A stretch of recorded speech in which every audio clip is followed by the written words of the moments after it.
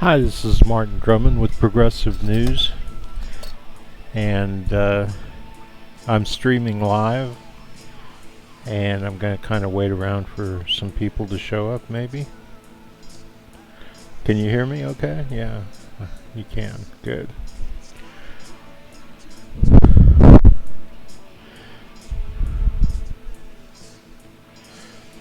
I'm just going to go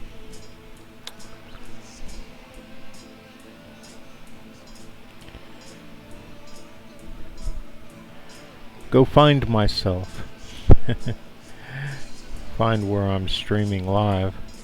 This has always been the most difficult part for me.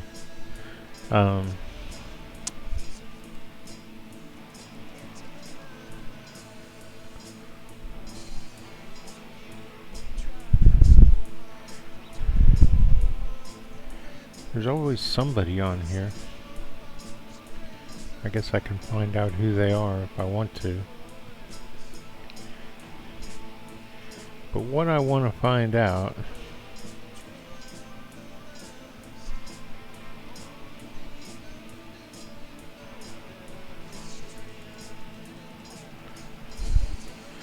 wonder if I can share right here.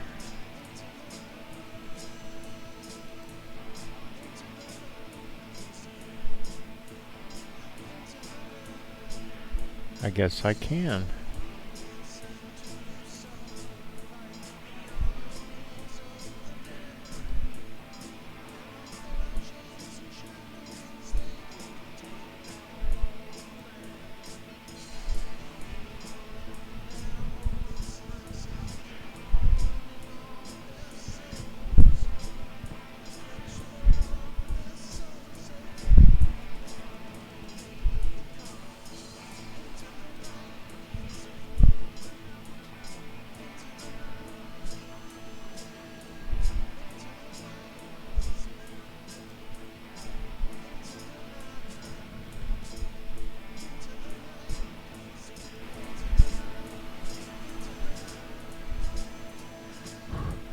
Hello, hello, hello, hello. I think I can hear myself.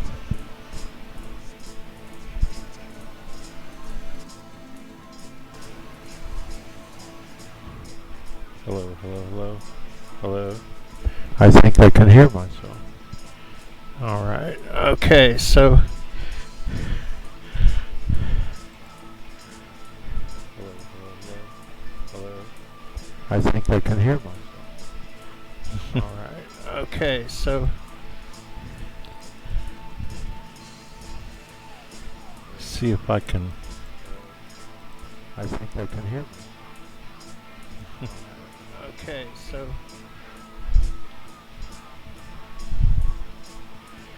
See if.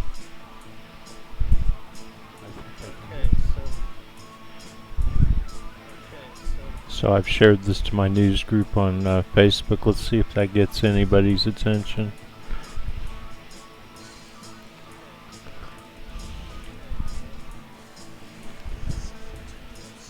So I've shared this to my news group on Facebook. Let's see if that gets anybody's attention.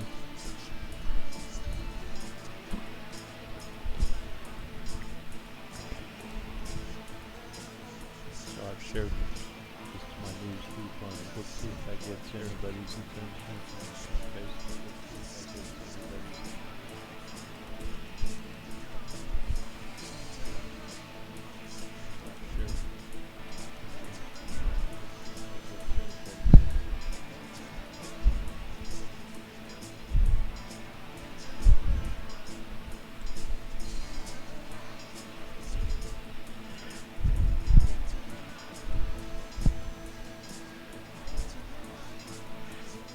Don't see. Maybe it was over here.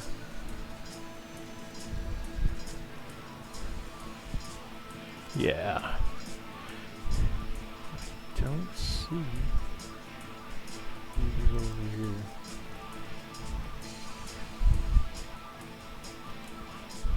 Yeah.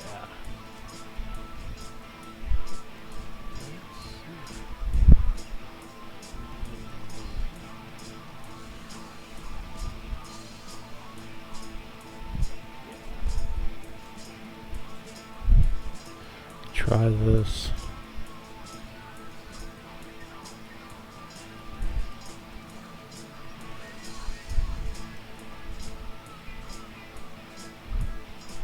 Try this.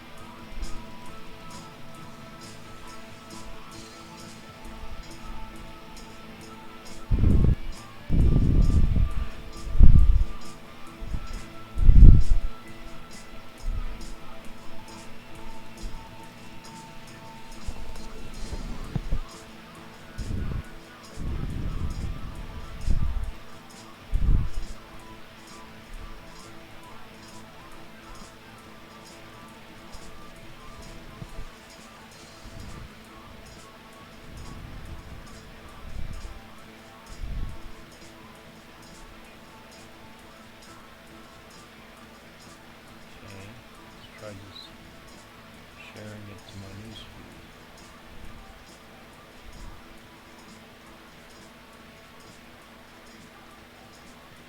Try sharing it to some of our new groups.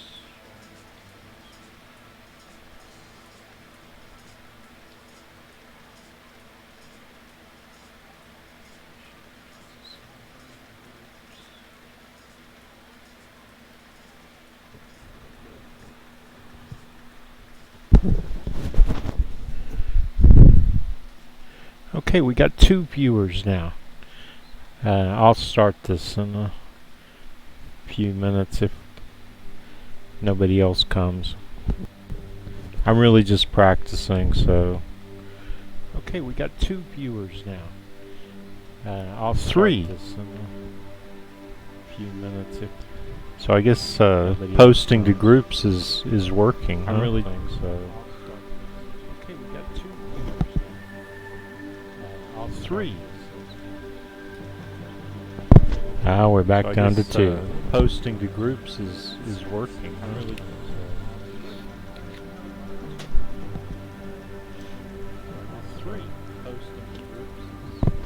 We're back down to 2.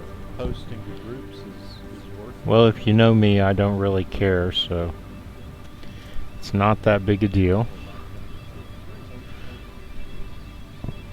We're back down to 2. I would actually, well, if you know me, I don't, so it's not that big a deal. Actually do this show for 0 people.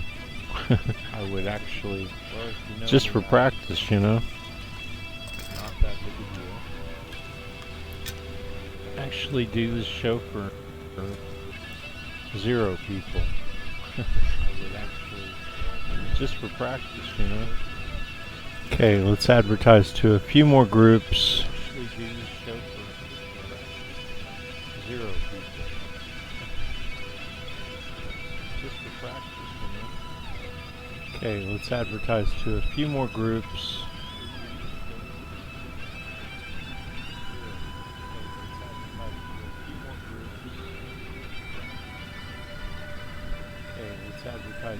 Your message could not be sent because it includes content that other people on Facebook have reported abusive. Your message could not be sent because it includes content that other people. What's abusive? Facebook has reported abusive. I haven't even started yet. How can it be abusive? What's abusive? Facebook has reported abusive. I haven't even started yet. How can it be abusive? What's abusive? I haven't even started yet. How can it be abusive?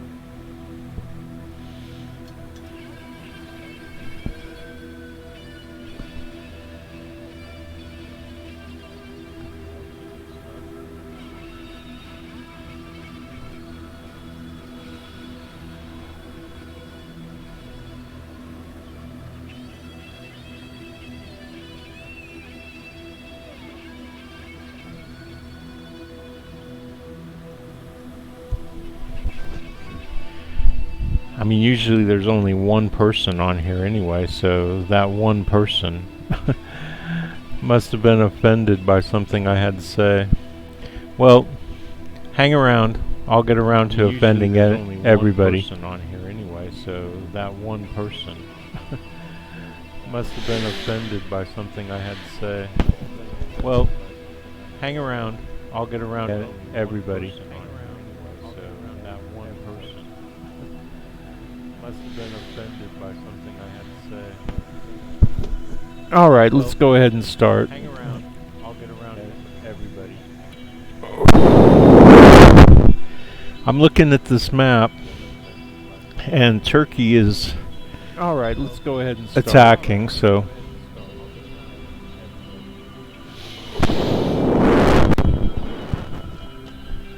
I'm looking at this map, and Turkey is all right. So.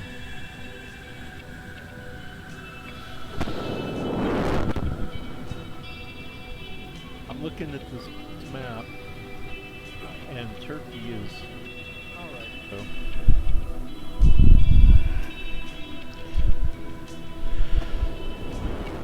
So Turkey has made it clear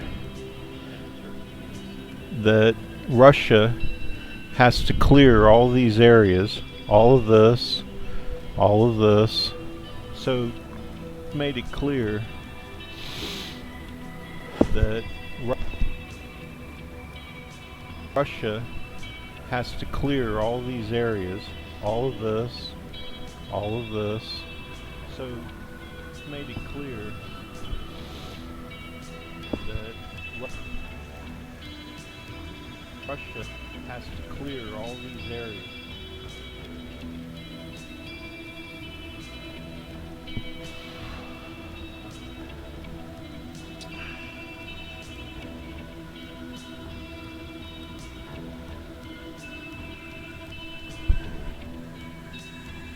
All of this in here.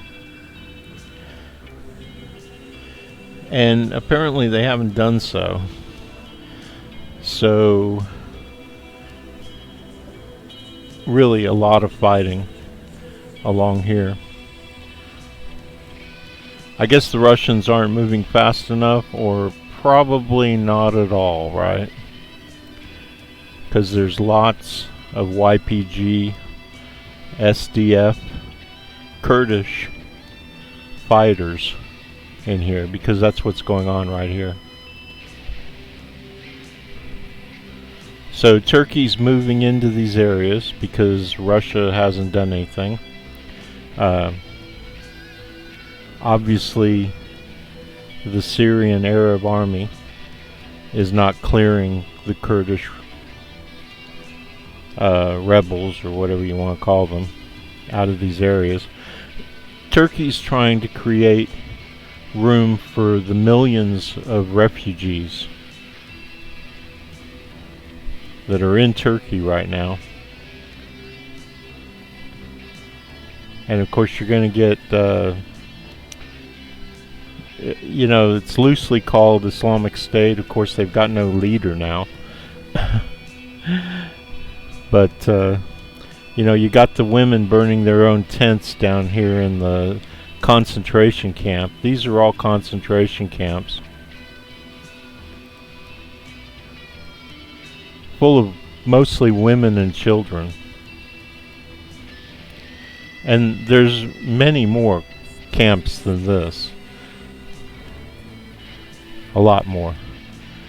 And you've got the Americans rushing back in from where they left. I guess they've worn out their welcome in Iraq, because I don't know if there's a there's not a message from the Iraqi president or premier, but he told them that they were only allowed to transit, you know, they were supposed to get out. The United States seems like it's trapped between a rock and a hard stone. You know, the logical outcome of all this is for the United States. I mean, Russia is their enemy, but They certainly don't like the Syrian Arab Army. They've committed a genocide and killed at least 500,000 people. They're constantly hanging people, dragging them off to jails and hanging them in here. And of course you've got still the bulk of the bombing. The Russians are just bombing the shit out of this. I mean, you think that the little attack that we made up here yesterday is something? Every day there's usually 10 or 20 of these Russian bombings. And it looks to me like like al-Nusra, which is not Al-Qaeda, by the way. They're Syrians, farmers turned rebels, and they're fighting all through here. Yeah, some of them may be Islamic extremists, but so what? You get some. They're going to take anybody who will fight. So you've got Turkey also moving in here.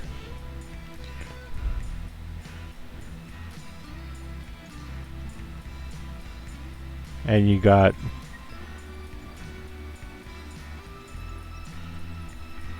pro-Assad fighters who can be anybody from Hezbollah, our favorite terrorist group, of course, to American-trained Iranians who were trained in Iraq. And what a lovely war, huh? Here you've got more Turks. They're definitely moving in. I think they're making it clear that they want land for the refugees. And there's 1.5 million refugees here in Jordan. Who knows how many refugees in Iraq, right? Of course, a lot of the refugees who were in here when it was Islamic State were from Iraq. And you've got just a shit ton of refugees still here in Lebanon. So you got it all. And Turkey is simply trying to create a place where they're safe from mainly Bashar, the beast Bashar, because he's on par with Hitler, maybe even worse, except for he doesn't have the power to project his evil. And I'm going to say right now, I feel sorry for all these groups, Alawites, Kurds, Yazidis, all of them, except the Yazidis don't have any way of fighting back. And what Islamic State did to them when al-Baghdadi was running amok through here.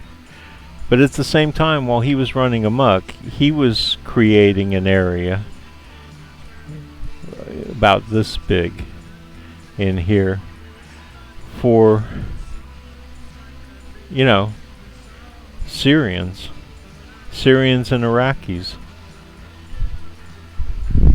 And really, I mean, you've got the Americans here and the Iranians now in here, and they've moved into Syria. And you got Bashar with his Russian Air Force and the Russian military police. I don't see where they're really active. I know that they've moved into some of these areas through here, but they're not doing anything. And I'm sure that Erdogan's just like, yeah, I knew that was going to happen, I mean, he knows that the Russians are back. Really, they're just moving in there to support the beast Bashar. So it's just inevitable that this is going to happen. That the Turks are going to just go apeshit and support the Free Syrian Army or the Syrian National Army. They're both in there. And you're just going to get a lot of fighting, And you are. That's what's happening in here.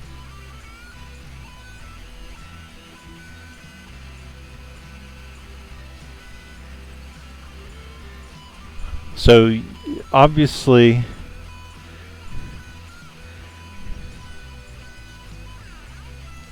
okay, this is the Syrian army. And you can bet that they're working with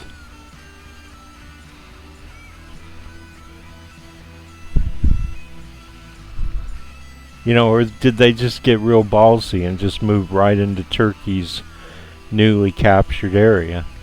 I mean, I don't know. I mean, I don't know the details, but they definitely don't want to be up here or down here. This is all stuff that the Turks and the Free Syrian Army and the Syrian National Army have taken, and they're going to fight to the death over it. Because, I mean, they really have so little. They have so many people. 20 million Syrians are Sunni. And they definitely all hate Bashar, whether they'll admit it or not. I mean, if you live here, you're not going to say anything about Bashar, because you'll be dragged off to a jail, and in a week they'll have you in a noose,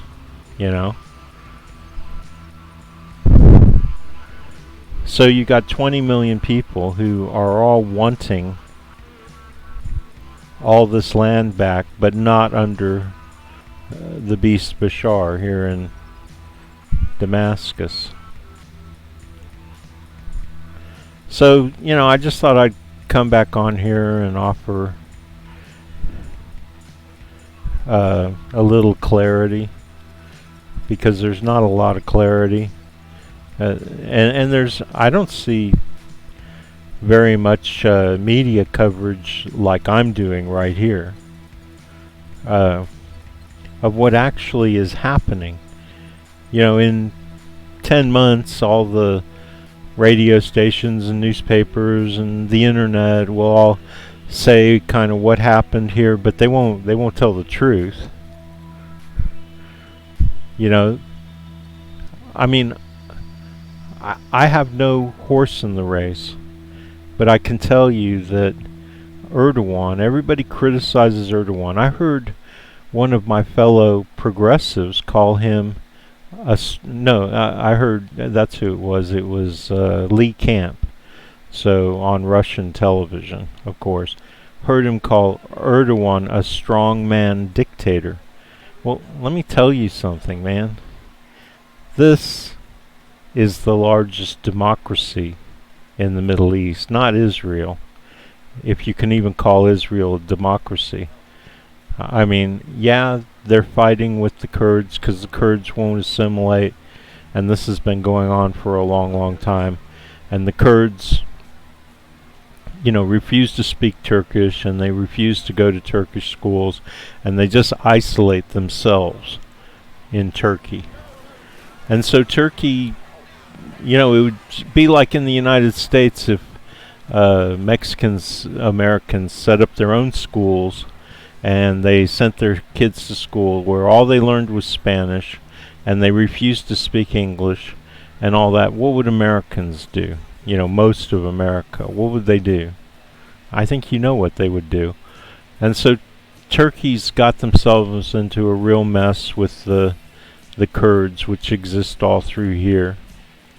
And there are a lot of Kurds. There's like 20 or 30 million of them. And they're all spread out through here into Iran, all across Iraq. But they're, compared to the local populations, they're always a minority.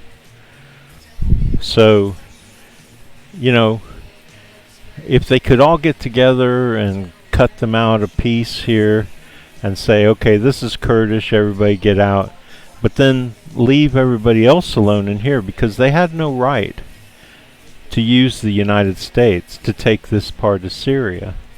And that's what's really happening, you get one group that throws everything out of balance, and you end up with a massive war, and they won't hold on to Syria.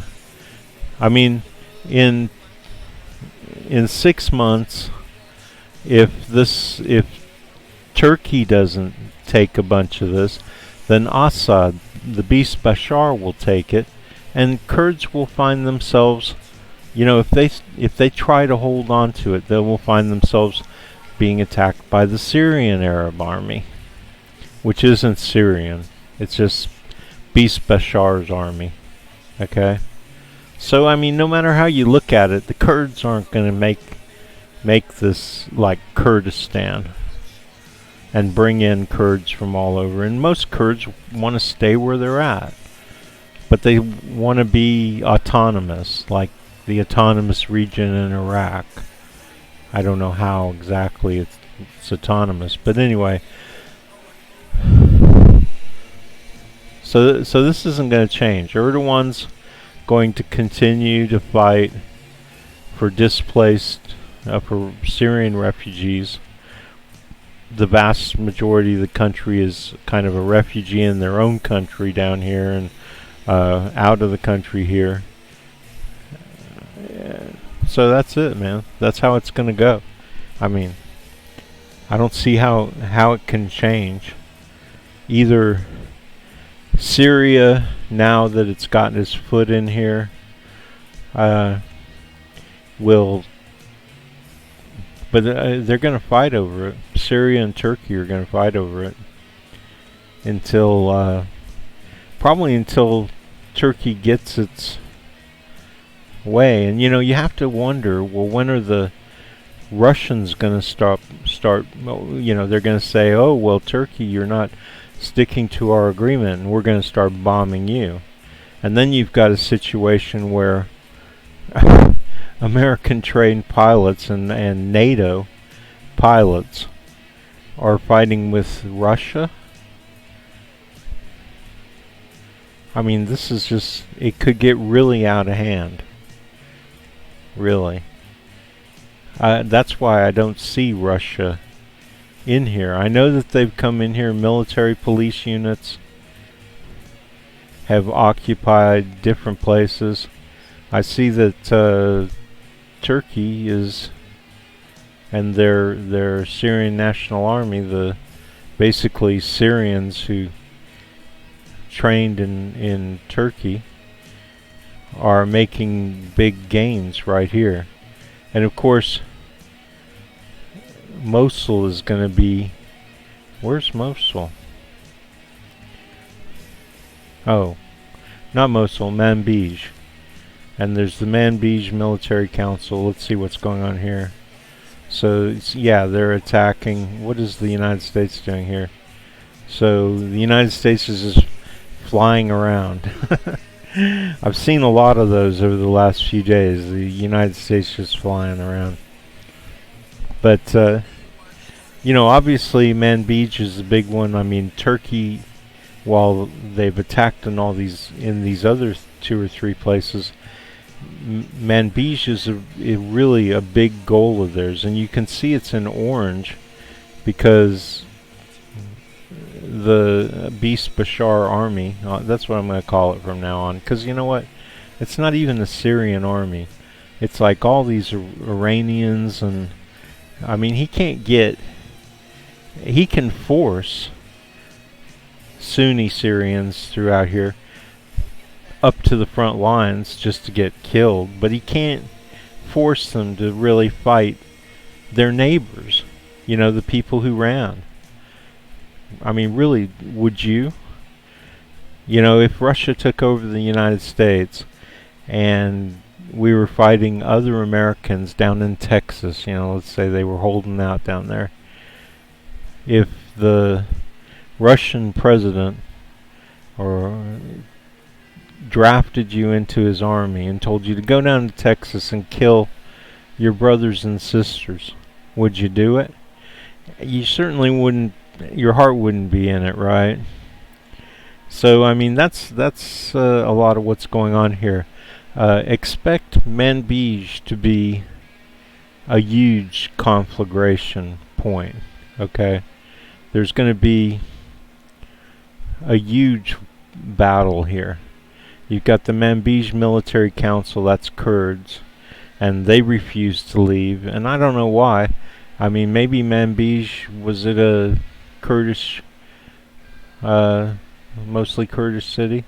I'll have to study, where the Kurds, Syrian Kurds, initially resided. But now you've got the Turkish Kurds and the Iranian Kurds and the Iraqi Kurds all in here. I mean, I don't even know how you keep track of who was actually living here 10 years ago, in 2011, 9 years, 8 years, or whatever. And they're the ones who really need to go back to where they're from. But they're scared to, because, like I said, the beast Bashar, they're scared to death of him. I'm sure that it's very hard to get any information out of the beast Bashar's territories here that he claims. And he only holds on to them because nobody's trying to take them. I mean, as soon as somebody wants to come in here, there's not much Syrian military. Maybe over here in Deir ez-Zor. I guess there's a couple of oil wells over here. These are all oil wells, so this is where the United States is.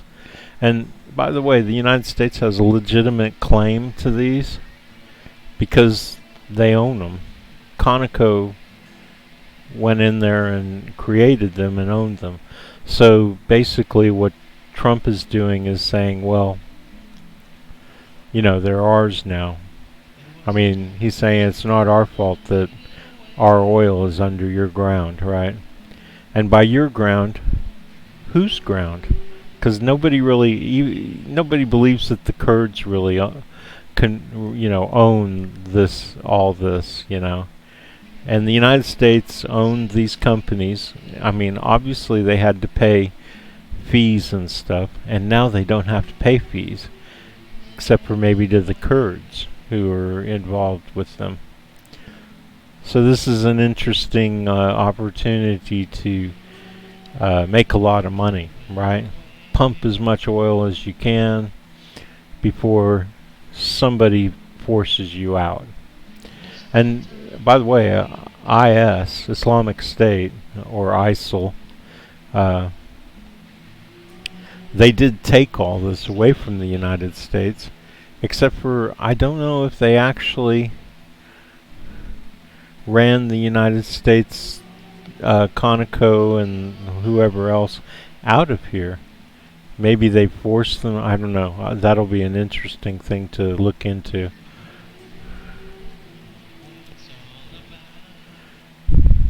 Alright, so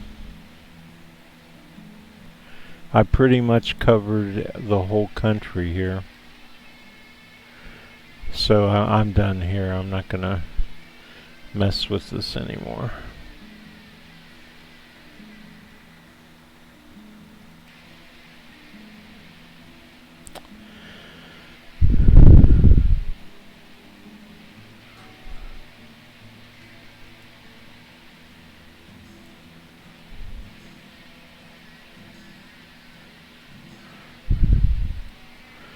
Here, let's try posting again. And I hope I haven't turned off my sound. I think I just can't hear myself. Let's try posting again. And I hope I haven't turned off my sound. I think I just can't hear myself.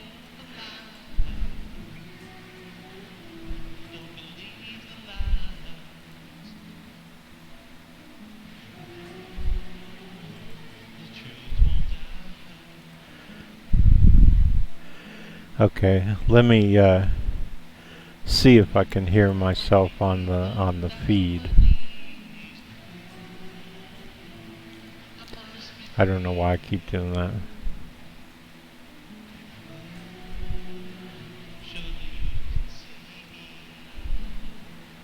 Okay, so I can still hear myself. So I guess you've been able to hear everything I've said so far. Okay, let me see if I can hear myself on.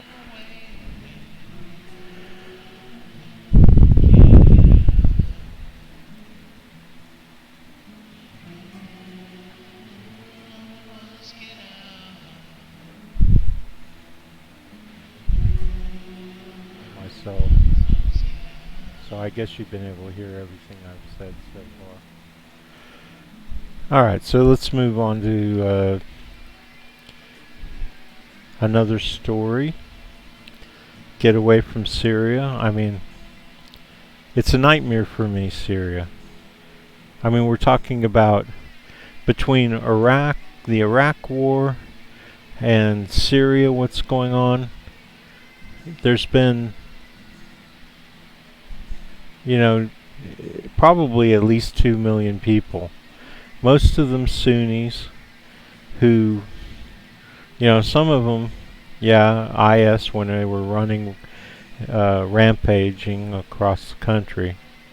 Sure, they killed quite a few people, but most of it's been either the United States and Iraq, which was like 1 million people, 1 million civilians dead, and then in Syria with the beast Bashar and the Russians.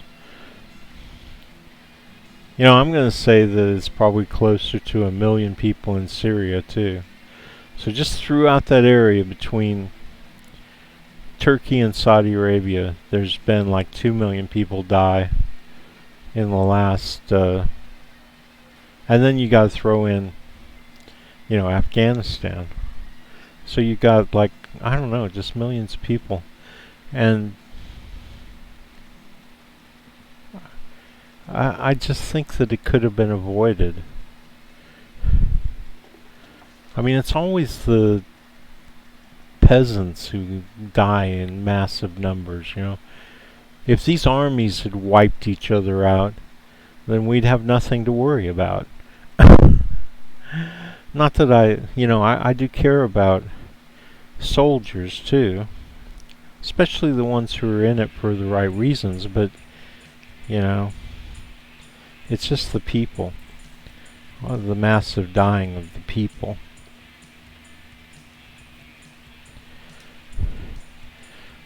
So let's see, let's check out some stuff here. Doesn't mean that voters know what to expect from their incoming government. Justin Trudeau will head back to Ottawa to serve his second term as the country's prime minister, but this time his Liberals will have a minority government. After winning 157 seats in Canada's 338-member House of Commons, down from 186 in the last election. Given that Trudeau will need at least 13 votes to show up support for his initiatives, this could open the door for some good news for progressives and working people, says activist and political analyst Kofi Acheampong. The NDP, I think, really has a chance to pull the Liberals more.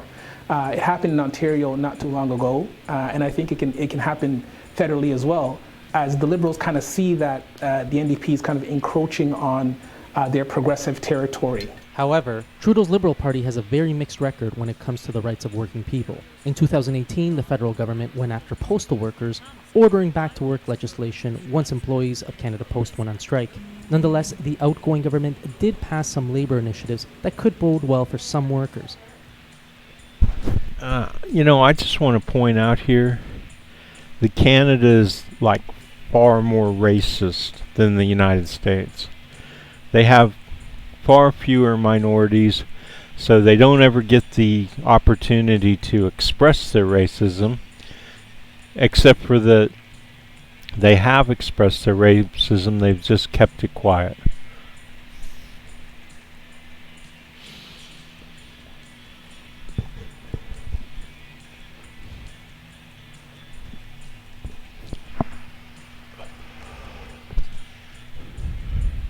Pam Frey, coordinator for the 15 in Fairness campaign, says progressives in and out of Canada's legislature need to work to ensure that these measures are kept and followed through on.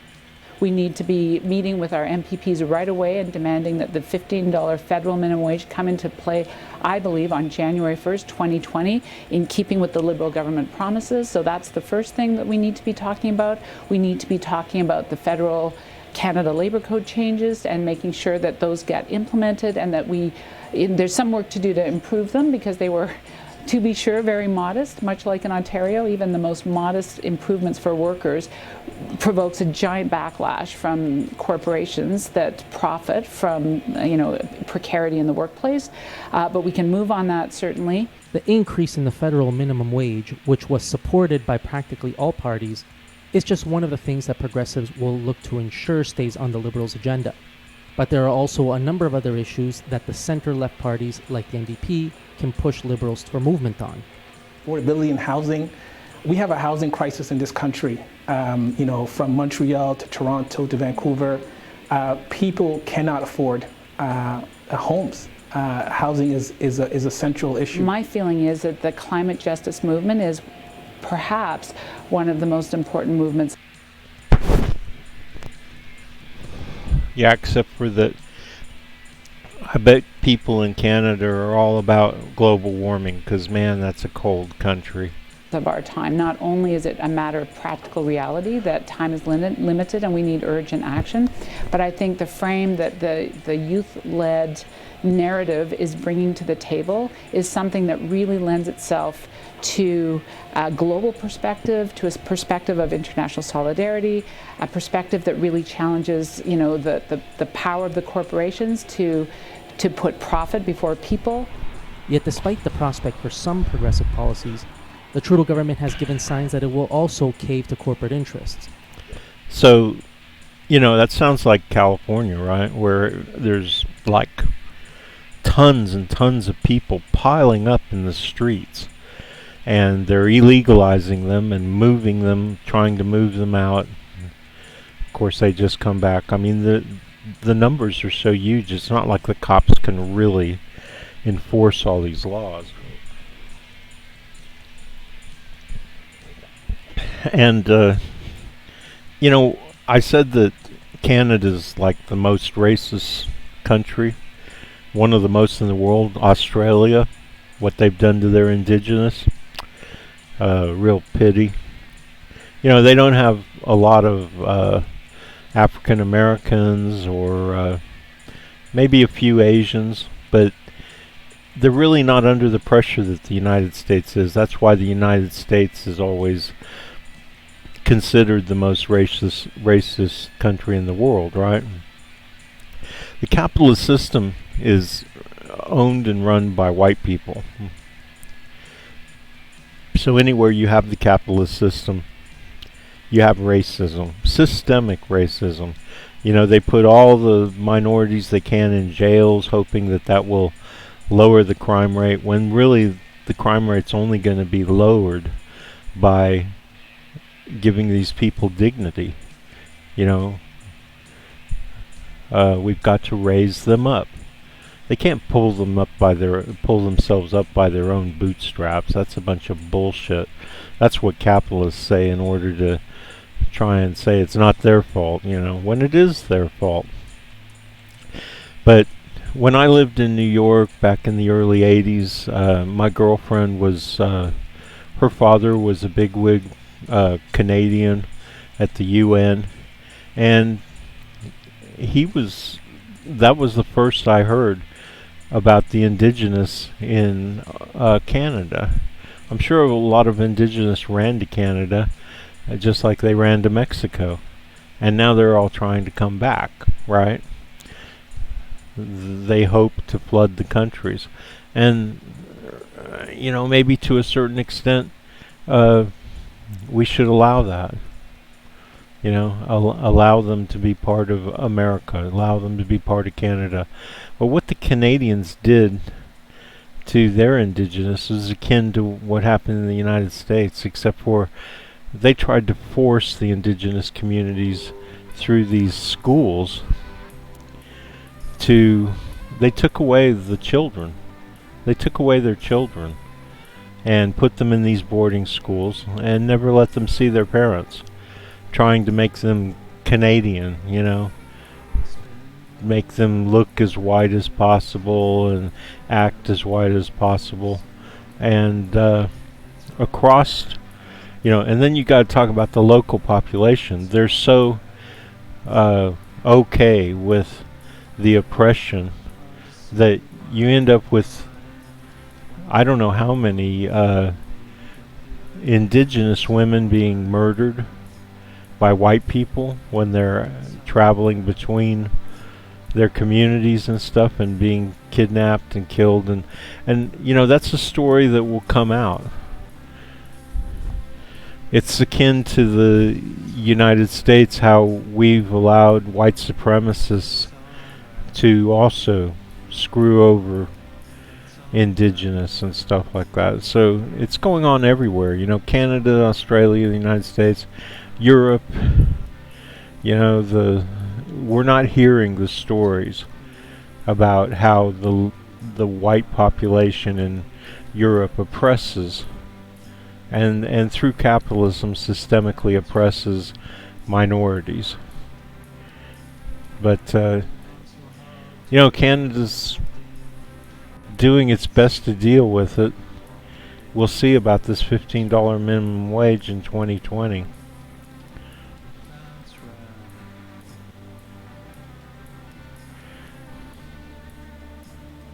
Mayor Pete is like such a suck up. Somebody called him a teacher's pet. Really? I have a little bit of a distraction problem with him because he reminds me. He looks so much A like woodchuck? So apparently, I thought it was going to be Elizabeth Warren, but maybe Elizabeth Warren isn't able to satisfy the establishment, even though she was their choice last week. And apparently now Buttigieg is the guy, you know. That's what they're saying on here. I don't see how anybody can stomach them. Apparently the establishment, that's their best bet. But hey, whatever, right?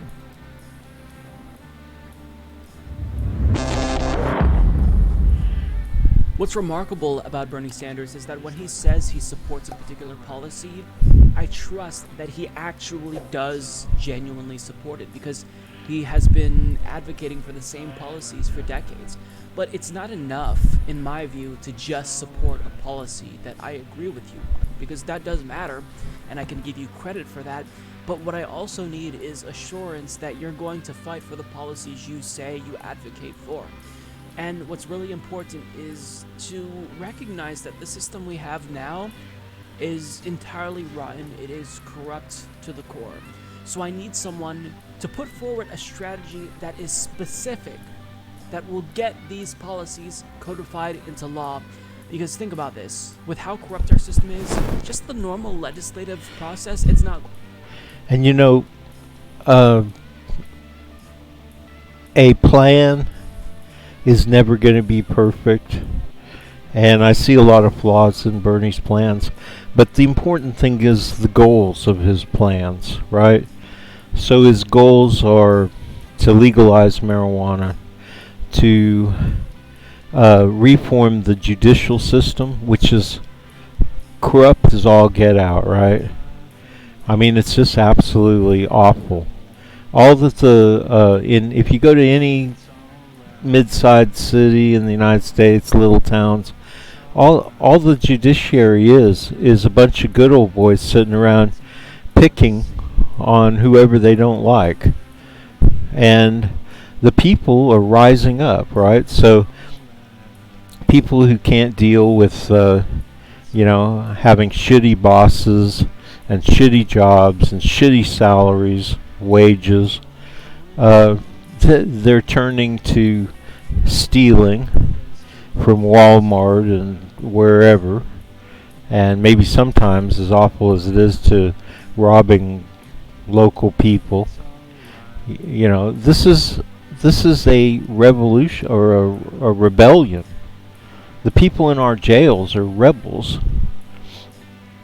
and they're turning to drugs as a way to escape the whole nonsense, you know, and turning to drugs as an alternate form of money, and that's what the establishment does. Is they just they're trying to keep anybody from making money outside of working for them. So that's what's criminal in America.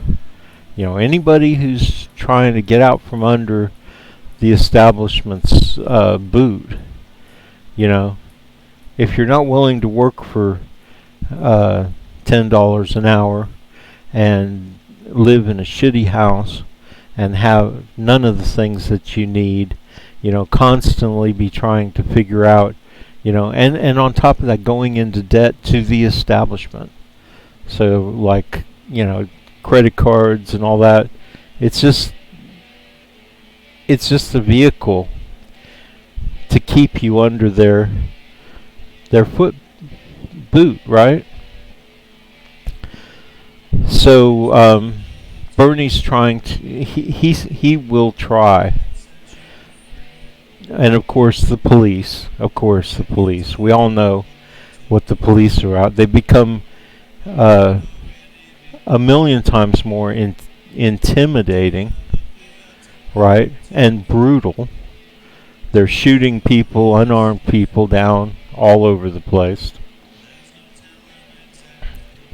Of course, the other stuff that Bernie's interested in is, renewable energy, solar panels, wind, and all that kind of stuff.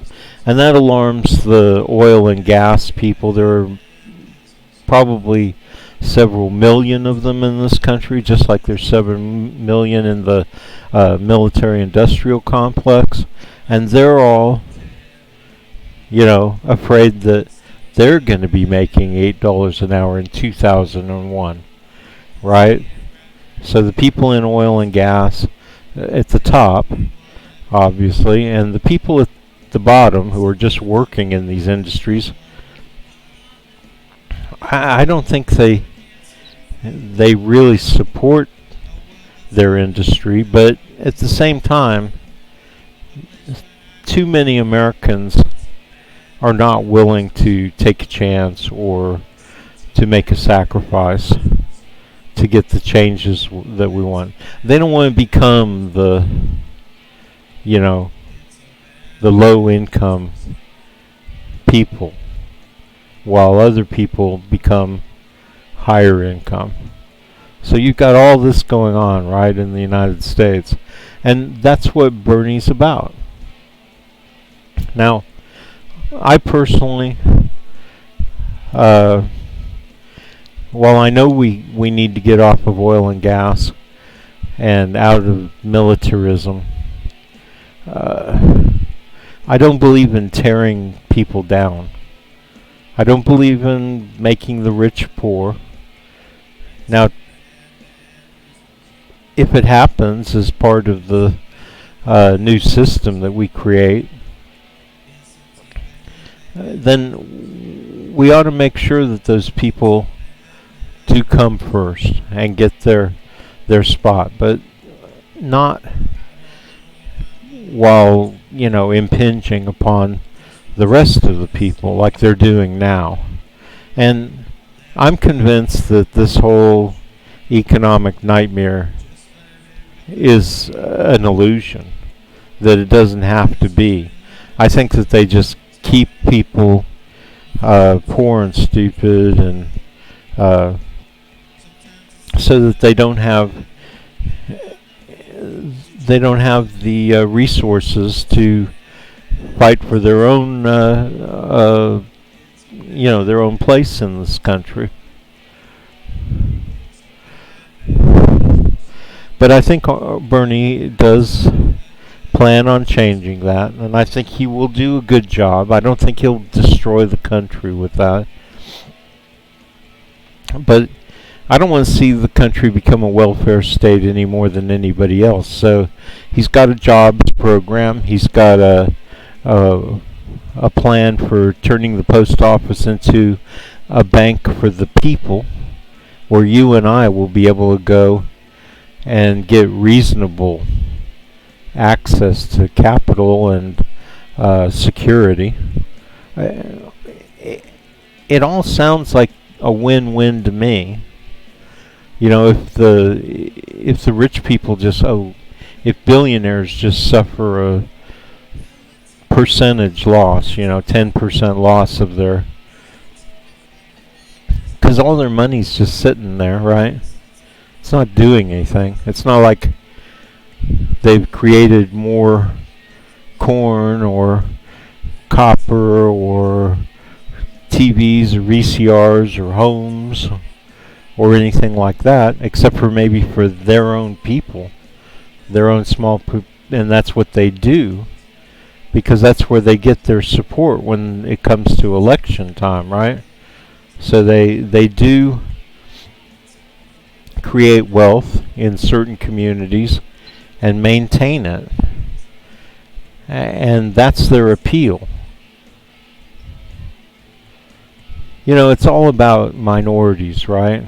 And I'm not talking about minorities in terms of black, white, Hispanic, although it does boil down to that more often than not.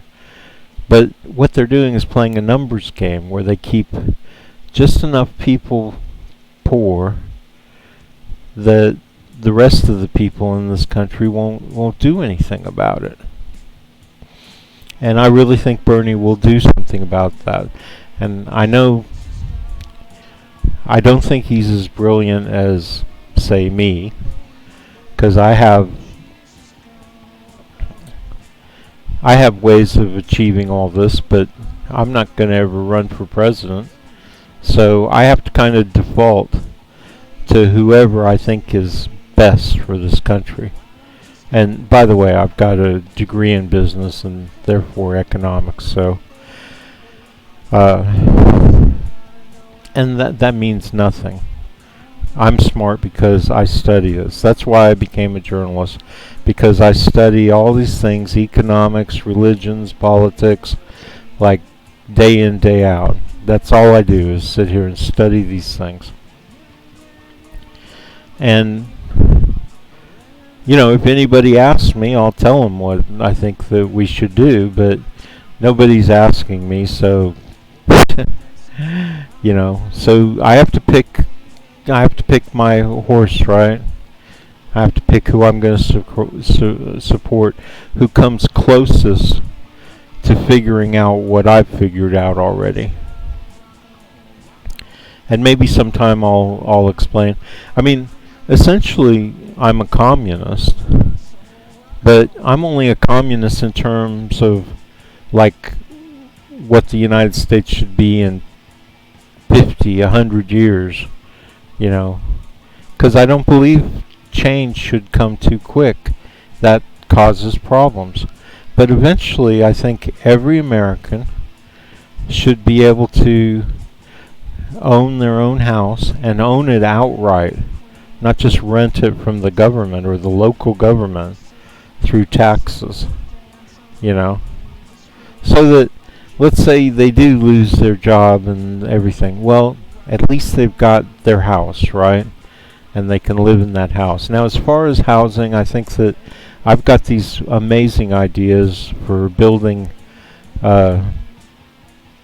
units that can be exchanged easily so people can move around, and even units that can be moved around, so that if there's a greater need, say in Topeka, Kansas, for housing, that we can move houses from, and they be made indestructible to last for hundreds of years, and they can just be put on the back of a truck, piece at a time or whatever, and moved somewhere else. And that people should be able to go anywhere in the United States and say, look, I don't have the money right now, and they put them in these houses.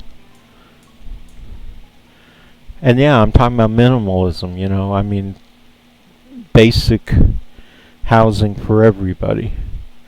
You know, when I was in jail, I realized that I was, and by the way, I was innocent, so don't judge me, you know, that's what they did, and they put me in jail.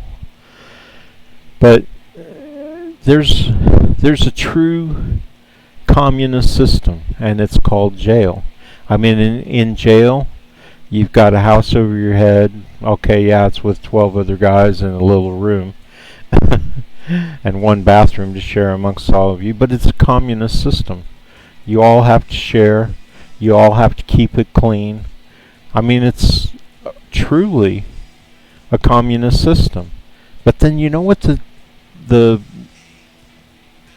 people do who run the jails and stuff? They bring in capitalism. And let me tell you something, everything is really peaceful in jail until that capitalist aspect enters into the jail. So they have hot cart, cold cart,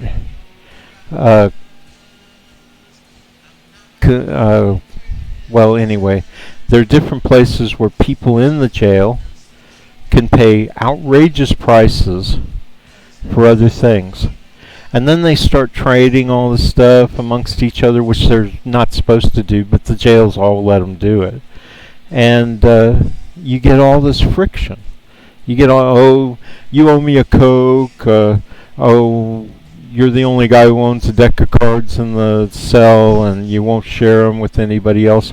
I mean, literally, you get a capitalist warfare over these capitalist intrusions into what would be a completely communist situation. I mean, you all have your own clothes, just a couple of different things, and you all have your own food, and you can trade your food with other people and stuff. And, so I mean, capitalism kind of naturally occurs in any situation where there isn't any other system, right? And once you've got into your cell and they're not watching you, then there's a sense, but you know what? Nobody ever fights over prison food. I mean, yeah, people get hungry and sometimes they're like, God, man, you could share that with me, or like with me, I had guys in my cell who I really liked. Because I'll tell you what, man, the people I met in jail were really nicer than the people out here. I mean, these people out here, like where I live, they don't give a shit about each other. They don't even hardly talk to each other. I mean, they're just really isolationists. But in prison, all these guys, it was a jail actually, a detention center. But all the guys really come to care about each other. I mean, when they come in and tell somebody's going to have to move to another cell, there's almost a riot because nobody wants to leave. They've gotten to know their friends, and not that they don't make lots of friends outside in the other cells, but they make really close friendships. And no homosexuality, at least not between the heterosexuals. The homosexuals, if they have something going on, it's amongst themselves, right? As a matter of fact, most of the jail population isn't gay, right? Because actually most of the population outside of jail isn't gay. And you end up with similar numbers inside. And I've never seen minorities. It's an opportunity for minorities and white people to come together. So, I made friends. And a lot of these minorities who are in jail really hate white people. But, once they're face to face with you and they learn about you and stuff, you make great friendships. So anyway, back to Bernie. I really believe that he's my best bet at achieving a society where there's less pressure, less economic pressure on people. So that's who I back,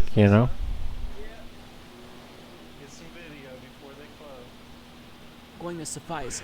Proposing a piece of legislation and then crossing your fingers and hoping that it passes the House and the Senate, that's not good enough. Because you're not just taking on your opponents in Congress, you're not just trying to convince good faith allies that they should support the policy that you're proposing. You are taking on an entire multi-billion-dollar industry, for example, when it comes to Medicare for All. So you're going to have to fight a massive disinformation campaign by the mainstream media. You're going to have to convince people in Congress to back your policy, and you're going to have to do everything in your power to twist arms and make people in power fear for their careers if they don't acquiesce. Now, in an interview with Kyle Kulinski, Bernie Sanders did say he'd be willing to primary corporate Democrats that don't get on board with policies like Medicare for All. Now, that is incredibly important, because if you're not willing to go to war with your own party, then you're not serious about student loan debt cancellation. You're not serious about the Green New Deal. And you're especially not serious about Medicare for All. Because even though a majority of Democrats in the House of Representatives support Medicare for All, in the Senate, it's still a very, very small amount of people who support it. So you have to crack skulls, you have to twist arms. In an interview with Ryan Grimm at his Bernie's Back rally with AOC, Bernie Sanders once again assured us that he has a very specific strategy to get these policies enacted. He is going to act as organizer-in-chief to Okay, so it looks like some group, somebody in a Bernie group didn't like my show, so doesn't want me advertising it in their group. I mean, I don't see what the problem is. So I differ with Bernie a little bit. I'm still his biggest fan, right? I'm still his biggest supporter. So what if I tell you the truth about what's happening in Syria? You know? So what? You know, does it hurt for people to get a more realistic perspective? I mean, I'm not asking anybody to go to Syria and fight for Al-Qaeda in Syria or Islamic State in Syria. But, you know, those groups are always going to be around. And they have their good side and their bad side. And yes, Islamic State has its really bad side. But you have to wonder, would Islamic State have ever existed if it wasn't a brutal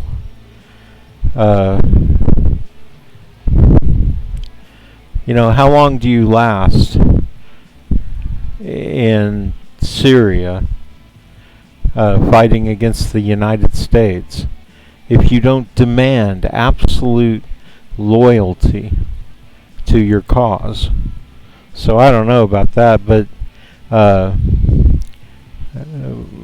don't advocate, you know, killing Yazidis. I mean, they tried to wipe out the Yazidis.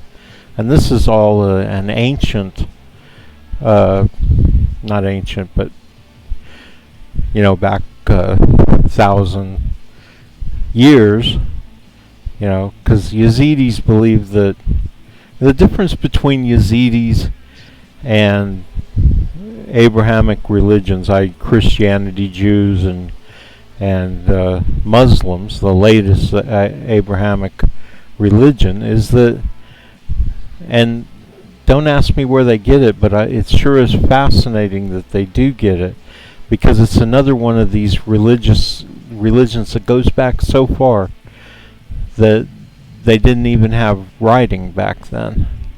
So who knows how far back it goes. And something happened way back when. Some, you know, I don't know, maybe it's just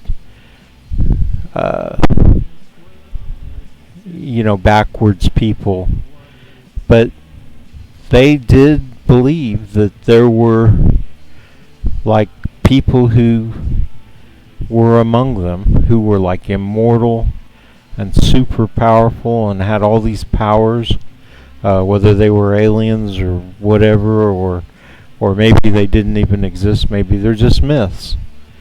But they believed, and they probably started the Adam and Eve story, but they didn't start it with Adam and Eve. They started it with the angels and the archangel Gabriel, who, you know, everybody calls Satan now.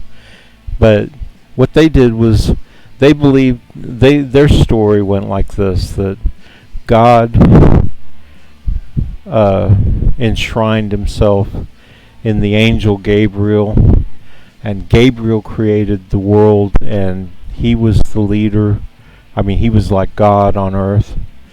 and there were 7 other angels that I think he created, or did God create them? Anyway, and they all took care of the earth, and that when God or Gabriel or whoever created people, that he created them out of dust. So I mean, you're seeing all the similarities between Islam, Christianity, and Judaism. But what they say, and they're the oldest story. So if it ever really happened, then who's to say how it happened? And why should we fight about it? But what they say is that God said to the angels that were on the earth, taking care of the earth, bow to man. And they all bowed to man except for Gabriel. And Gabriel said to God, you told me to never bow to anybody but you. And God said, you're right, and this was just a test, and you got the right answer. And the Gabriel, this angel, was never a devil or an evil person. So you get these schisms, right? So they call them devil worshippers, and they decide when they're running amok in Iraq and Syria that they're going to try and wipe out the Yazidis. And God, that's one of the main reasons why I don't condemn this war on Islamic State, because they just fucked up, man. They fucked up there. They fucked up in killing homosexuals, throwing them off of roofs, and all kinds of weird shit, right? They kidnapped an American girl who was and that just infuriates me. I have a hard time, cutting Islamic State some slack like I do. I do cut Islamic State some slack because a lot of Syrians who are just average people are being called Islamic State now and are being wiped out by the United States and the Kurds.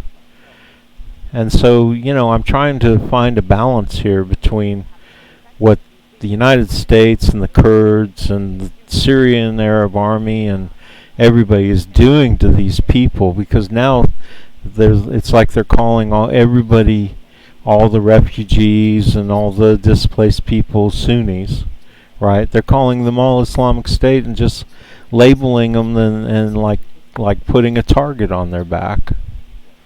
So I do try to find some balance.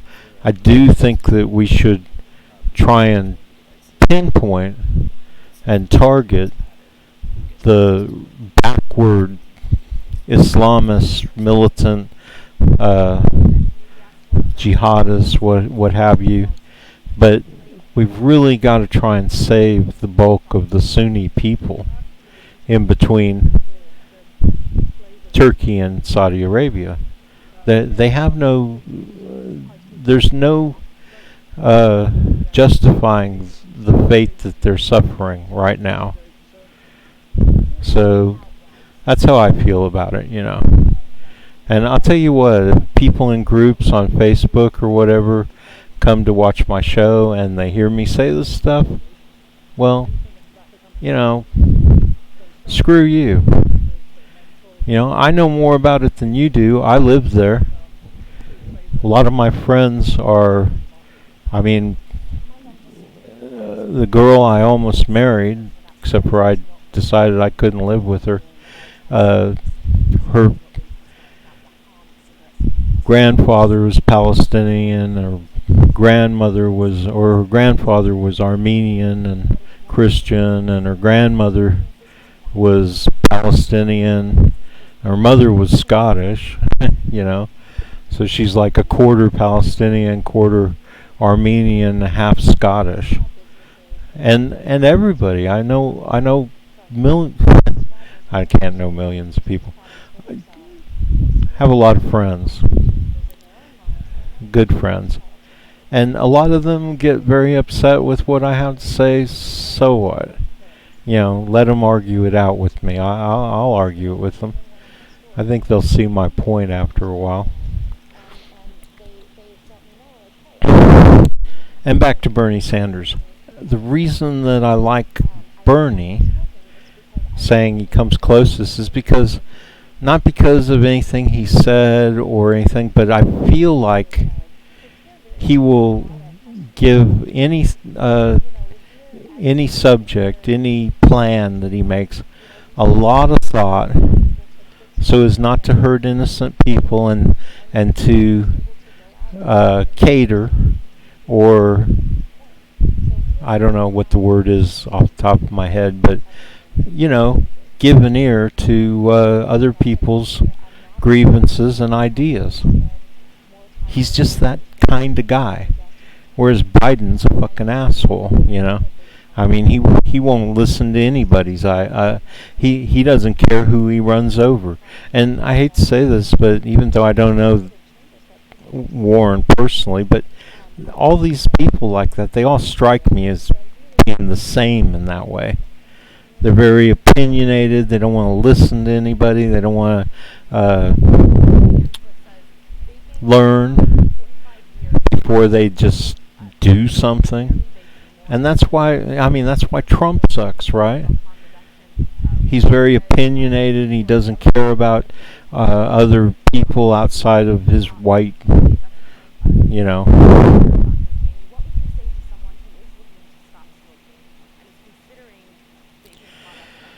What happened here?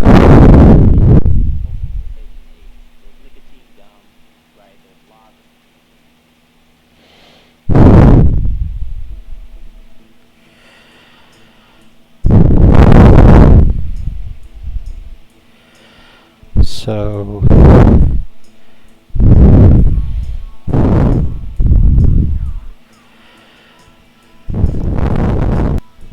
sorry, I need to get a special thing for my mic. It makes a lot of noise.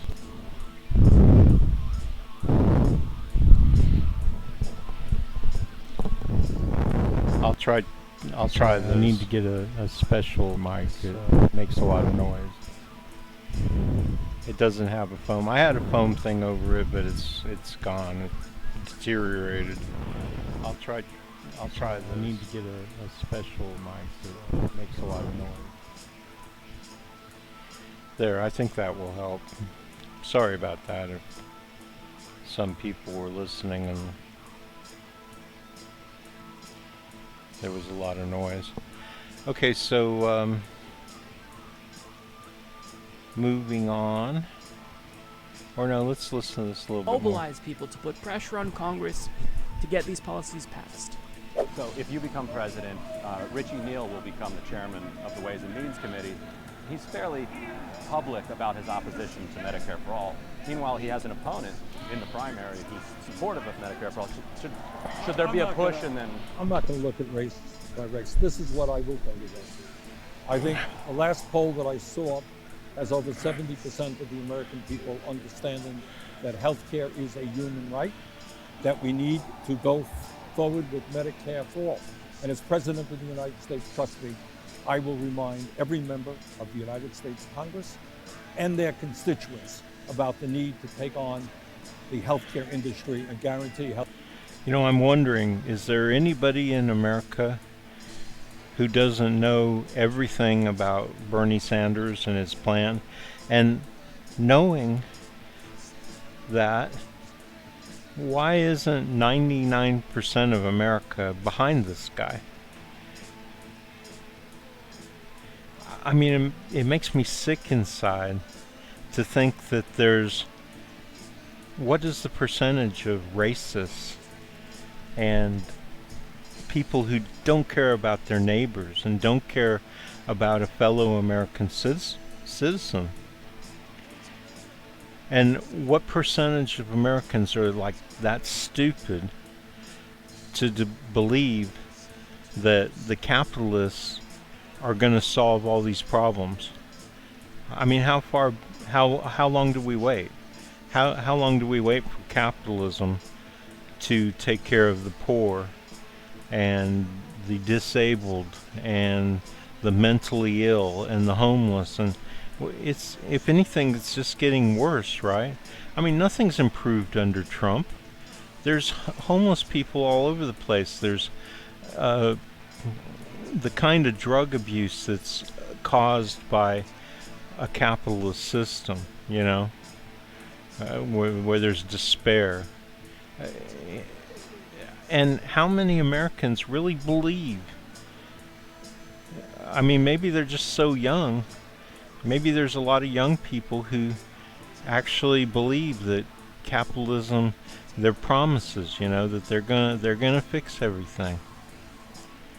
I don't. It makes me sick inside that there's that many people that Trump, and I don't believe there are. You know what? I don't believe there's that many people who really don't give a shit about people. I was talking about when I was in the detention center, and you know what? Everybody cared deeply about each other. I mean, if somebody started picking on me or something, they would come running to my defense. You know?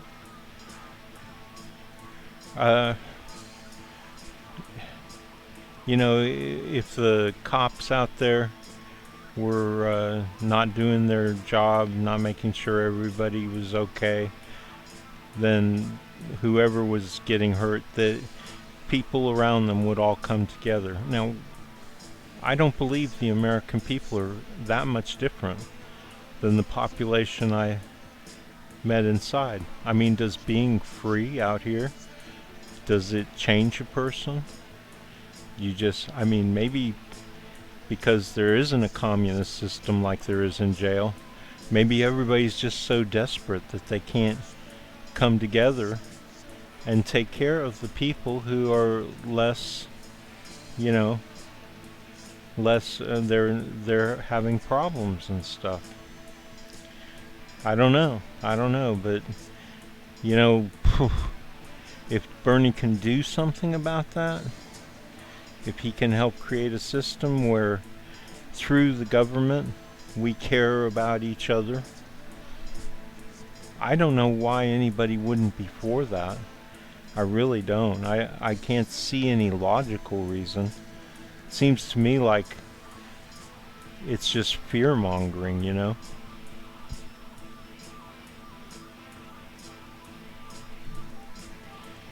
Healthcare, every man, woman, and child. After the 2008 campaign, Obama shut down OFA, wouldn't allow it to pressure members of Congress.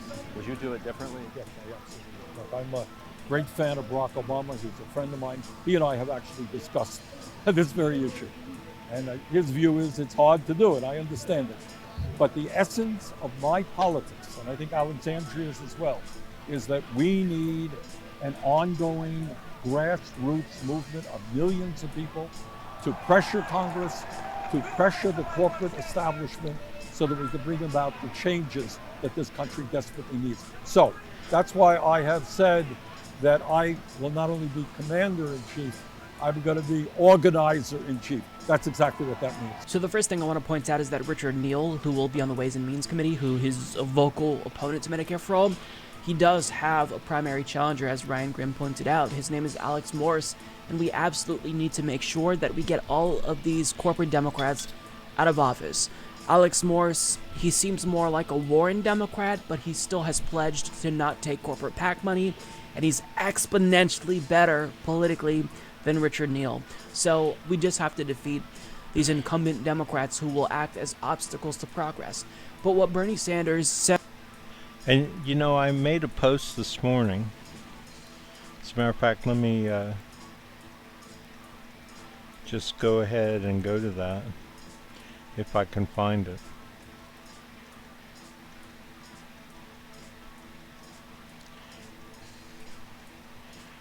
There's my post for my news show today.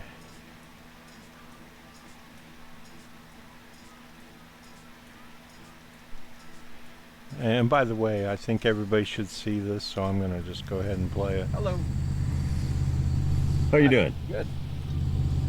Do you know this lady back there in the accident, or? I don't answer questions. Okay. Well, have a nice day, sir. All right, thank you. Who was the gentleman who was standing here? I don't answer questions. Is there a reason why? I don't answer questions. Do you have a nice day? Okay? You too. What are we filming here for? You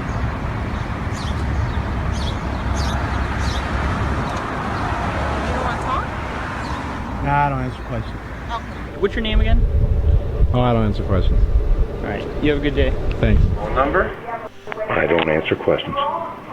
Now, that's the only place that I would disagree with him in this little thing he's doing.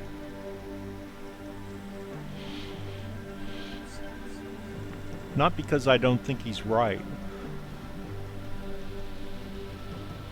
but I think they've actually passed a law in the Supreme Court where you're required to identify yourself. And I think it's unfair for them to take down your name and keep it and make it a part of the record.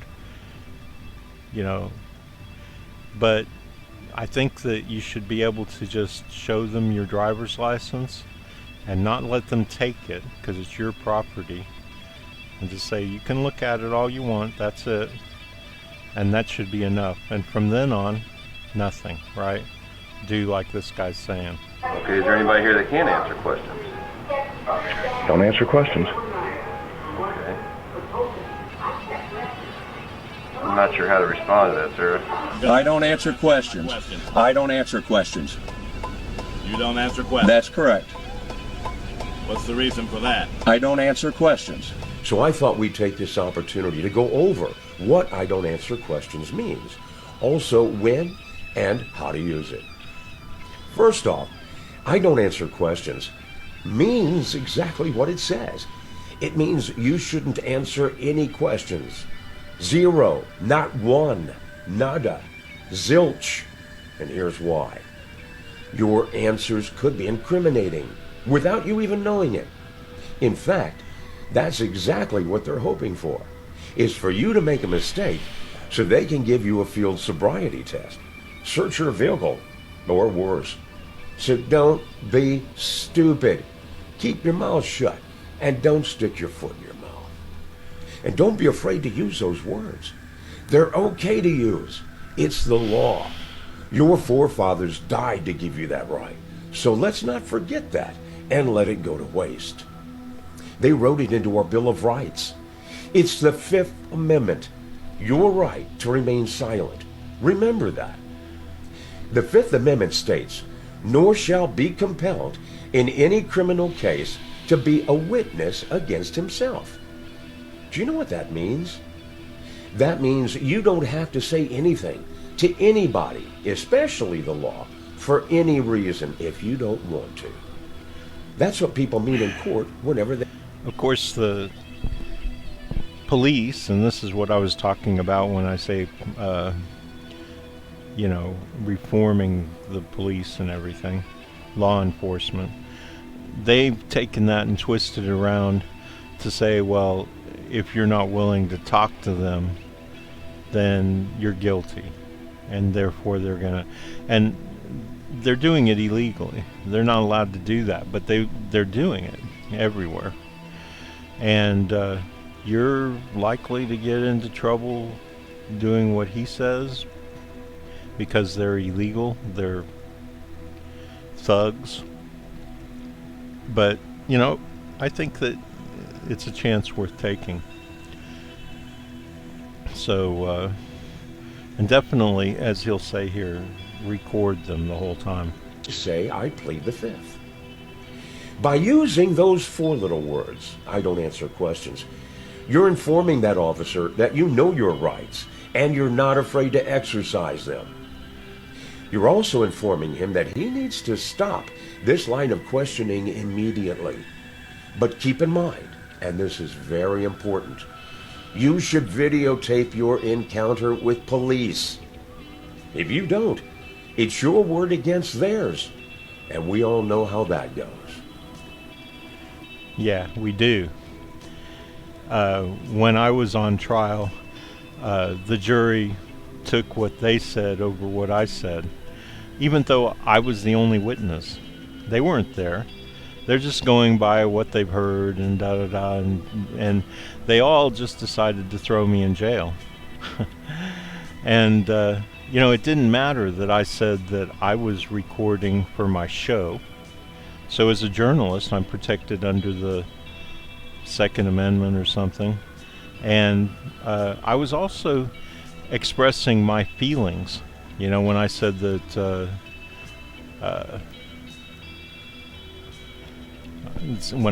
I'd love to kill somebody or something like that, I was just expressing how I feel when I'm at that point where, when they get like really angry about something, and everybody can deny it all they want, but you feel like killing somebody, and but to express that, or to be caught on a recording to a government official expressing that, even though you weren't talking to them and you didn't know that they were recording. I mean, I was on hold. It was dead air. So I had no idea they were listening. I was working on my show, talking to my car cam, trying to get down some ideas for my show about how angry they make other people. And I decided to use myself as an example because it was just the most convenient example. And they were recording me the whole time. And I had no way to know that they were recording it. It's interesting, I called Medicaid or something the other day, and they actually told me for the first time that I'll be able to hear you, but you'll be on hold. You won't be able to hear me. So now they're covering their ass, right? By telling you that you're still, they didn't say you're still being recorded, but they tell you you're being recorded when you make the call, right? So now they're telling people that, you'll still, that without saying it, they're saying you'll still be recorded. So, and I'll bet you that's what they're doing now in response to me and probably other people, right?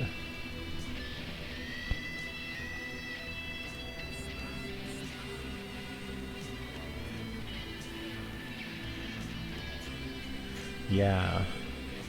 Go Bernie go. Run Bernie run. That's a big group now, huh? And yeah, let's hope that these documents come out unredacted. That would be nice. And they shot him because he had a pen in his hand. Oh, I thought it was a knife. Come on. Nobody's buying that bullshit. Now, I would dearly like to know about this.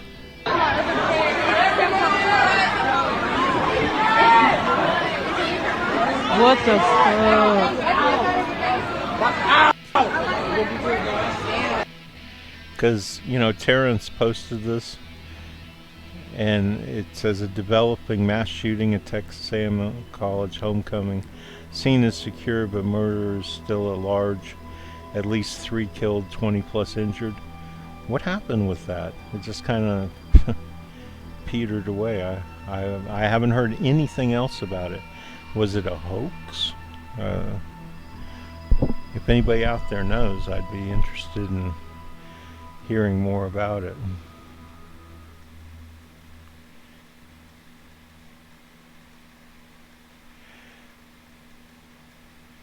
Okay, I have a feeling I'm going to have to go back a long, long ways because I posted a whole bunch of music here.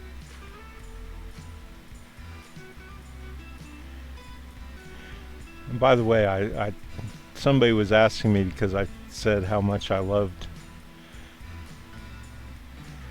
Bobby Darin's song Splish Splash. And I don't know if I posted it here. I guess I didn't. Oh yeah, it would be at the beginning of these. And you know what? I do like that song.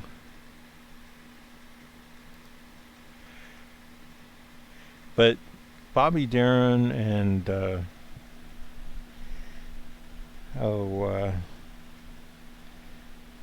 shit, I can't think of his name, but you know, the very white guys. All they had was a few good songs, and I have the feeling they bought those songs from other people, because generally speaking, they were not able to put out what I would consider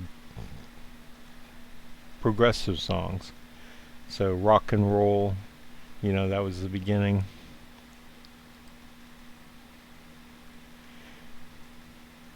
And yeah, I like this song.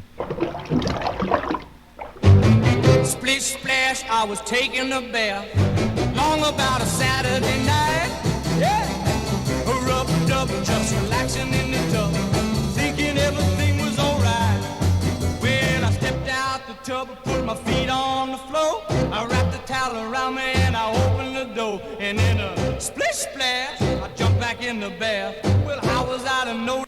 I mean, these people who, they were picked by the establishment, you understand? Whereas, and here's my buddy. I don't get it. Beats me. It's really convenient for politicians to ask the poor and the middle class to sacrifice and take cuts in programs and benefits, while they subsidize rich people and rich companies and make sure their own generous health insurance policies and pensions are protected for themselves. Golden parachutes. Even if they fail, taxpayers subsidized.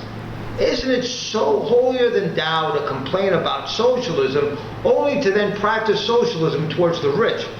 Isn't it holier than thou to complain about an activist Supreme Court that strays from original intent and then put your own people in there to legalize political bribery in the Citizens United case?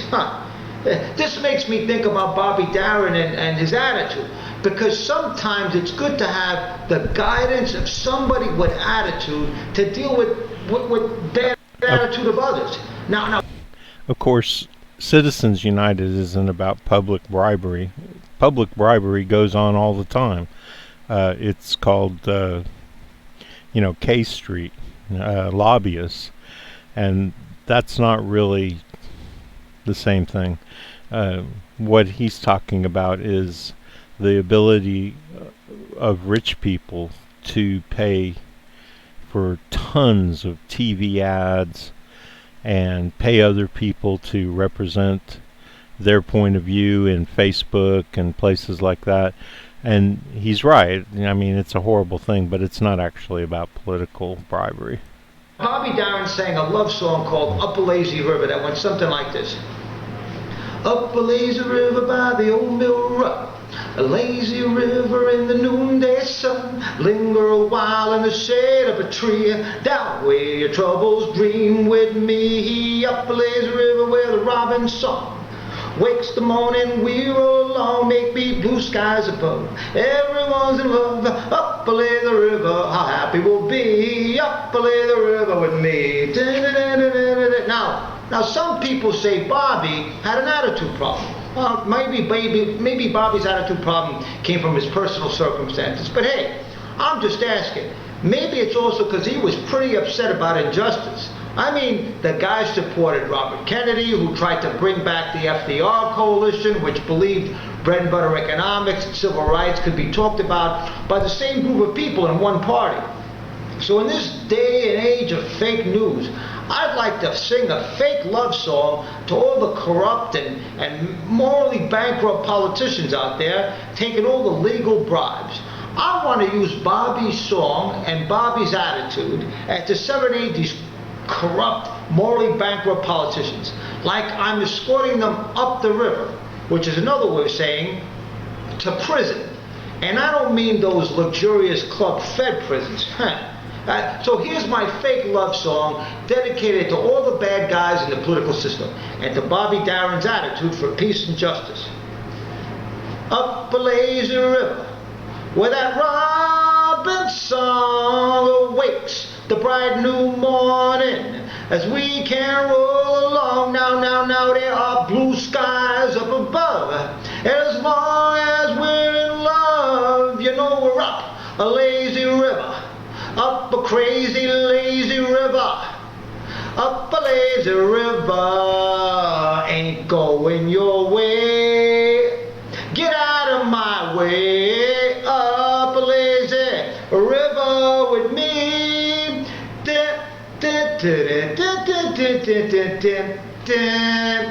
Lock them up. So he wants to put them all in jail. Yeah, we heard the people at the Washington game, the baseball game, chanting, "Lock him up, lock him up." Look, you know what? He's got a year left, and as much as I'd like to see Bernie in his place, and certainly not Hillary, Pence is going to be twice as bad. I mean, he's just a shithead, you know. But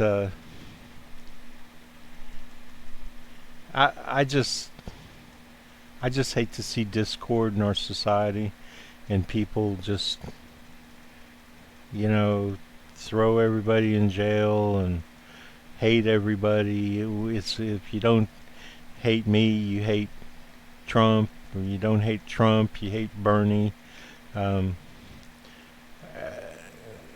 As corrupt as I think Trump is internally, I don't think he has the opportunity to really manifest it in politics. So, you know, I think we should just leave him alone and get Bernie elected.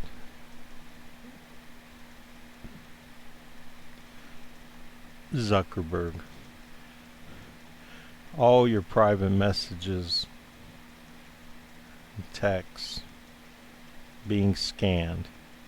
So by a computer making decisions. This is probably why somehow this happened. Your message couldn't be sent because it includes content that people, who are people? You know, fucking cowards. You don't have the guts to come out and say what you think I said was abusive. You know, oh, did I hurt your ears with the F word? Ah, Jesus Christ.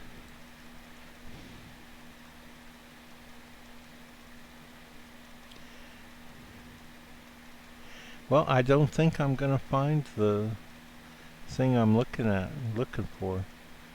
I do post single, you know, other people's posts and stuff to Facebook. Here's one. I'm sorry, but I just think that he's a squarehead. Anybody who's seen Where the Buffalo Roam, you know, about the great yellow journalist. I haven't thought about him in a long time, so I can't think of his name. But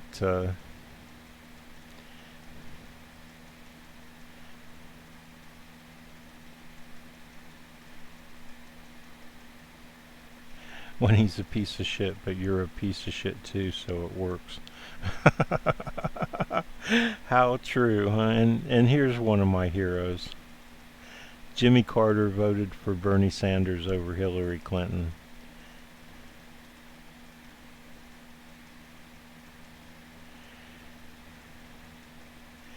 Okay, well, you know, there was one thing that I did want to talk about, and that was how I think that really the best solution in Syria is for the United States and Russia and the Turks to get together and bring democracy, constitutional democracy. You have to have a constitution because a democracy does not protect minorities or the poor or anything like that. So you have to have a constitutional to Syria, you know? Yeah, it's regime change because the people are going to change it, right? When they get a democracy, they're going to vote this asshole Assad out, and probably a bunch of Syrians are going to hunt him down and kill him if he doesn't flee to Europe or somewhere. Or maybe he can flee to, I don't know. But he needs to flee. But then we still need to protect the Alawite community, because they can't flee like he can. So that's what I think about that. I think that we should all get together and just bring democracy and Constitution to the... And I said to people, if you have 5,000 friends and ask me to friend you, I will assume you are a moron and block you. And that's absolutely true. I don't know why I get so many friend requests and it says, well, this person has reached their friend limit of 5,000 friends. Don't you keep track of how many friends you've got?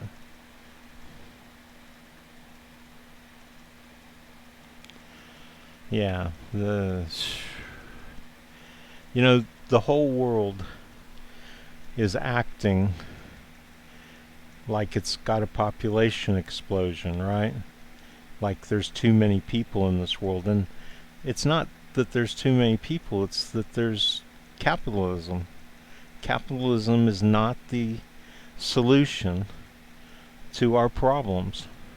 It's possibly the cause of all our problems. But you know, this is another country where the U.S. used to be in there and they fucked it all up, right? Vietnam. And now the people are still suffering from not being able to take care of themselves. You know, everywhere we've been, there's either an American-backed government and there's all kinds of problems, or there's the results of an American-backed government, you know? Let's see what else is going on here.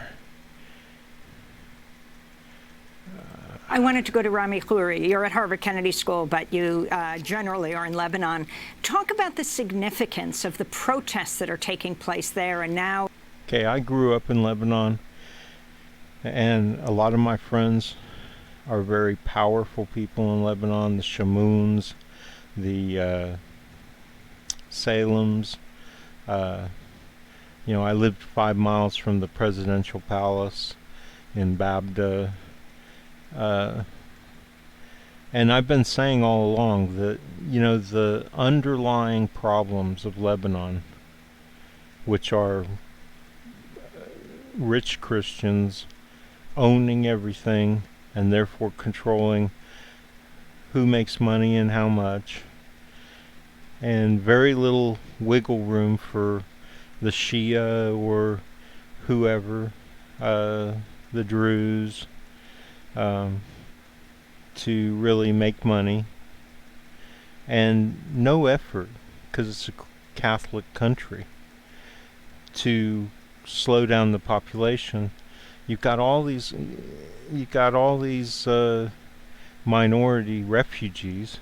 The Palestinians they've been there for what? Nearly going on 90 years, 80 years, something like that. They don't have citizenship yet. They're never going back to Israel. Israel's trying to push out the Palestinians that are in there, or subjugate them. And by the way, I posted something this morning. Let's go ahead and open that up. Open up today's progressive playlist.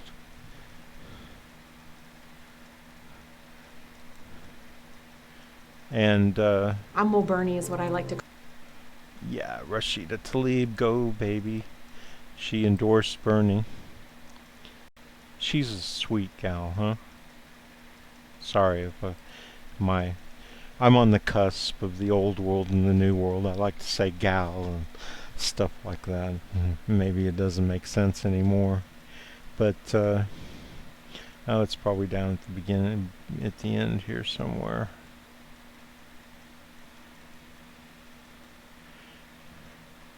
So like here. At DreamHost, we know your website's more than just code. It's more than a domain. It's more than just a web.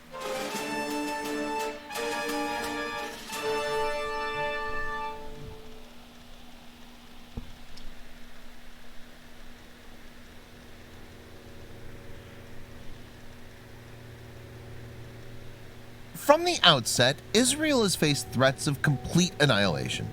It had to engage in several wars that were imposed on it. Since the 1950s to the present day, Israel has taken many steps to protect itself, and yeah, that doesn't have anything to do with the fact that 90% of Israelis flooded into the country and took it over and took it away from the Palestinians, right? And anybody who doesn't know that, you're an idiot. and is now considered to be one of the most powerful countries in the world. Israel is widely believed to have been the 6th country in the world to develop nuclear weapons. It's reported that Israel had rudimentary but deliverable nuclear weapons available as early as 1967. The most important weapons platform of Israel today is the Dolphin-class submarines designed for nuke delivery. In this video, Defense Updates analyzes why, because of one weapon, no enemies of Israel can touch it. Let's get started. This video is sponsored by the free-to-play military vehicle combat game War Thunder. We talk a lot about military vehicles on this channel, but what about trying the link in the description below? We'll also get a free premium tank, aircraft, or ship, and 3 days of premium account time as a bonus.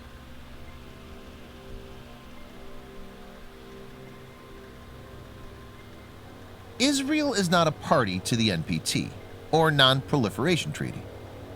Israel engages in strategic ambiguity, saying it would not be the first country to introduce nuclear weapons into the region, but refusing to otherwise confirm or deny a nuclear weapons program or arsenal. This policy of nuclear opacity has been interpreted as an attempt to get the benefits of deterrence with a minimum political cost.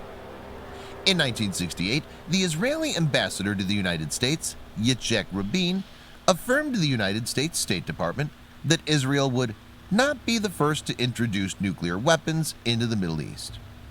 Upon further questioning about what introduce meant in this context, however, he said that he would not consider a weapon that had not been tested a weapon, and affirmed that he did not believe that an unadvertised, untested nuclear device was really a nuclear weapon. There's extensive evidence Israel has nuclear weapons or a near-ready nuclear weapons capability. But there's also speculation that Israel may have tested a nuclear weapon along with South Africa in 1979. But this has not been confirmed. An interpretation of the Vela incident is controversial. The Vela incident, also known as the South Atlantic Flash, was an unidentified double flash of light detected by the American Vela Hotel satellite on September 22, 1979, near the Prince Edward Islands off Antarctica, which many believe was of nuclear origin.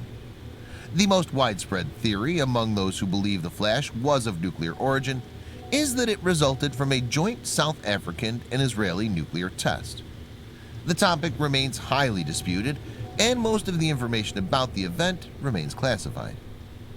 In 1986, a former Dimona technician, Mordecai Vanunu, disclosed extensive information about the nuclear program to the British press, including photographs of the secret areas of the nuclear site, some of which depicted nuclear weapons cores and designs.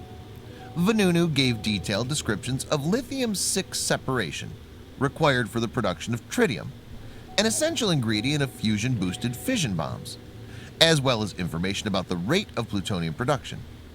Vanunu's evidence was vetted by experienced technical experts before publication and is considered to be among the strongest evidence for the advanced state of the Israeli nuclear weapons program. On the 12th of February 2015, the Pentagon declassified a top-secret 386-page Department of Defense document from 1987, detailing Israel's nuclear program. This represents the first time that Israel's nuclear program has ever been officially and publicly referenced by the U.S. authorities.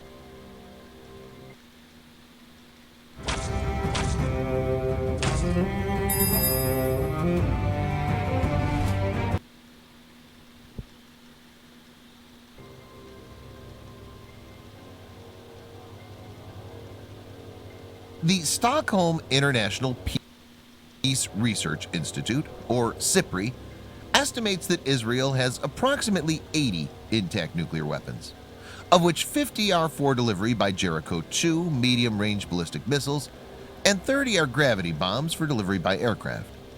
The exact numbers are disputed, but most defense observers believe it's in the range of 80 to 120. SIPRI also reports that there were renewed speculation in 2012 that Israel may also have developed nuclear-capable submarine-launched cruise missiles. This means Israel has functional nuclear triad, the ability to deliver nukes from land, air, and sea.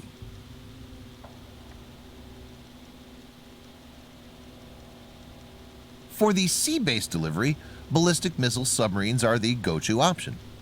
Ballistic missile submarines are generally nuclear-powered and carry long-range nuclear-tipped missiles, also known as SLBM, or submarine-launched ballistic missiles. Nuclear-powered ballistic missile submarines are considered to be the most potent weapon developed by mankind, and they're the most survivable part of the nuclear triad. There are reasons for it. A surprise preemptive strike might wipe out a country's land-based missiles and nuclear bombers, but it's very difficult to track and take out a ballistic missile submarine patrolling quietly in the depths of the ocean. Since they can't be taken out by first strike and can retaliate against an enemy with SLBMs, no sane adversary will attack a country that possesses a nuclear-powered ballistic missile submarine armed with SLBMs. Nuclear-powered ballistic missile submarines are very complex and costly to develop and maintain. This is why the US, Russia, UK, France, China, and India are currently the only countries to field a nuclear-powered ballistic missile submarine. Israel's taken a different approach to field its sea-based second strike capability and is using the German-built Dolphin-class conventional submarine for this purpose. The first 3 submarines were authorized in 1988. Dolphin, Leviathan, and Takuma were laid down in the early 1990s and entered service between 1999 and 2000. These submarines are 187 feet long, displace 1,720 tons submerged, and have an operating depth of 1,148 feet. Each of these subs has 10 torpedo tubes in the bow, 6 standard 533mm tubes, and 4 larger 650mm torpedo tubes. The larger torpedo tubes are more than 2 feet wide, and these tubes are reportedly being used to deploy long-range nuclear-tipped missiles. It's to be noted that a second set of Dolphin submarines, Dolphin 2, was ordered in the mid-2000s. Dolphin 2 is an incremental upgrade of original Dolphin, and the main difference is the inclusion of the Air Independent Propulsion (AIP) system. AIP allows the subs of this class to operate underwater for longer periods of time, and some reports suggest that Dolphin 2 can stay submerged for up to 18 days at a time.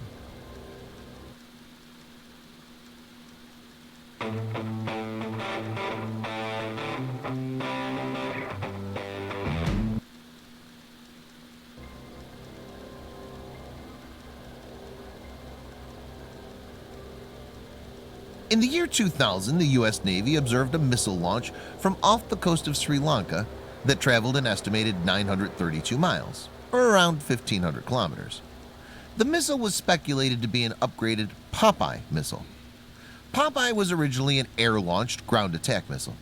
It was developed in 1985 and was capable of delivering 750 pounds or 340 kilogram warhead to ranges of up to 45 miles or 78 kilometers. It's interesting to note that the United States Air Force bought 154 Popeye missiles to arm B-52 bombers for conventional attacks, renaming them the AGM-142 Raptor. The Popeye is powered by a single-stage solid rocket. The 2000 test is thought to be of Popeye Turbo, which is powered by a turbofan engine so that it can travel for long distances. But some accounts dispute this and point to Gabriel anti-ship missile.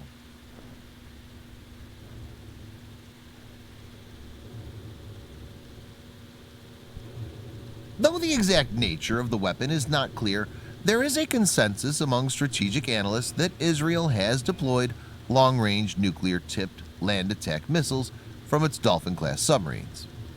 Israel is acquiring a second set of 3 Dolphin II submarines. These will replace the 3 original Dolphin subs, so essentially Israel will have 6 Dolphin II subs. This means that Israel's sea-based nuclear deterrent will be active for the foreseeable future, and its second strike capability will be intact.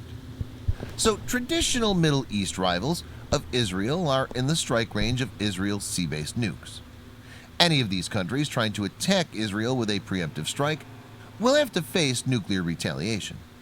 So it can be said that it will be a suicidal step for Israel's rival if they decide to wage a war against it. Thanks for watching. Okay, so the launch in the Indian Ocean or wherever it was, they're saying it was from one of these Israeli submarines. You know what I'd like to point out is that I have a site called People for Peace in the Middle East, and I think that screwing around with Israel or even trying to have any hope that here, let me bring up the map from EU map. So what I'm trying to say about Israel is that they're not going to relinquish any land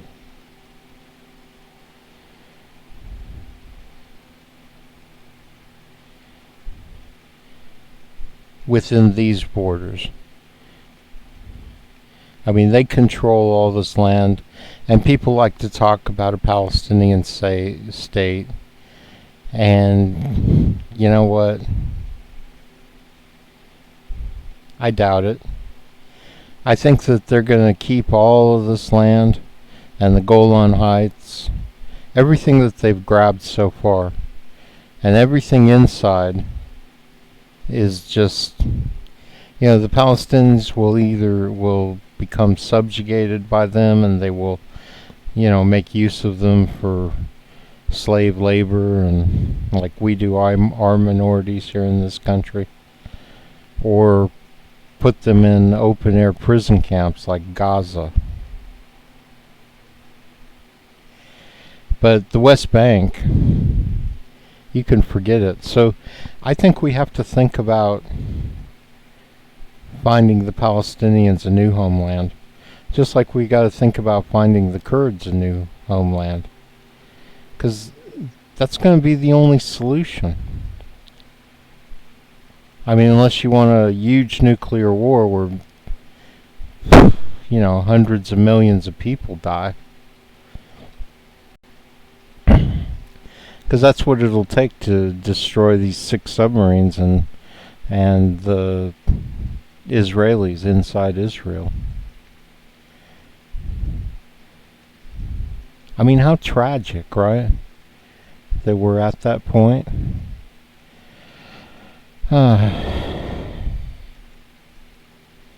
It's hard to fathom, right?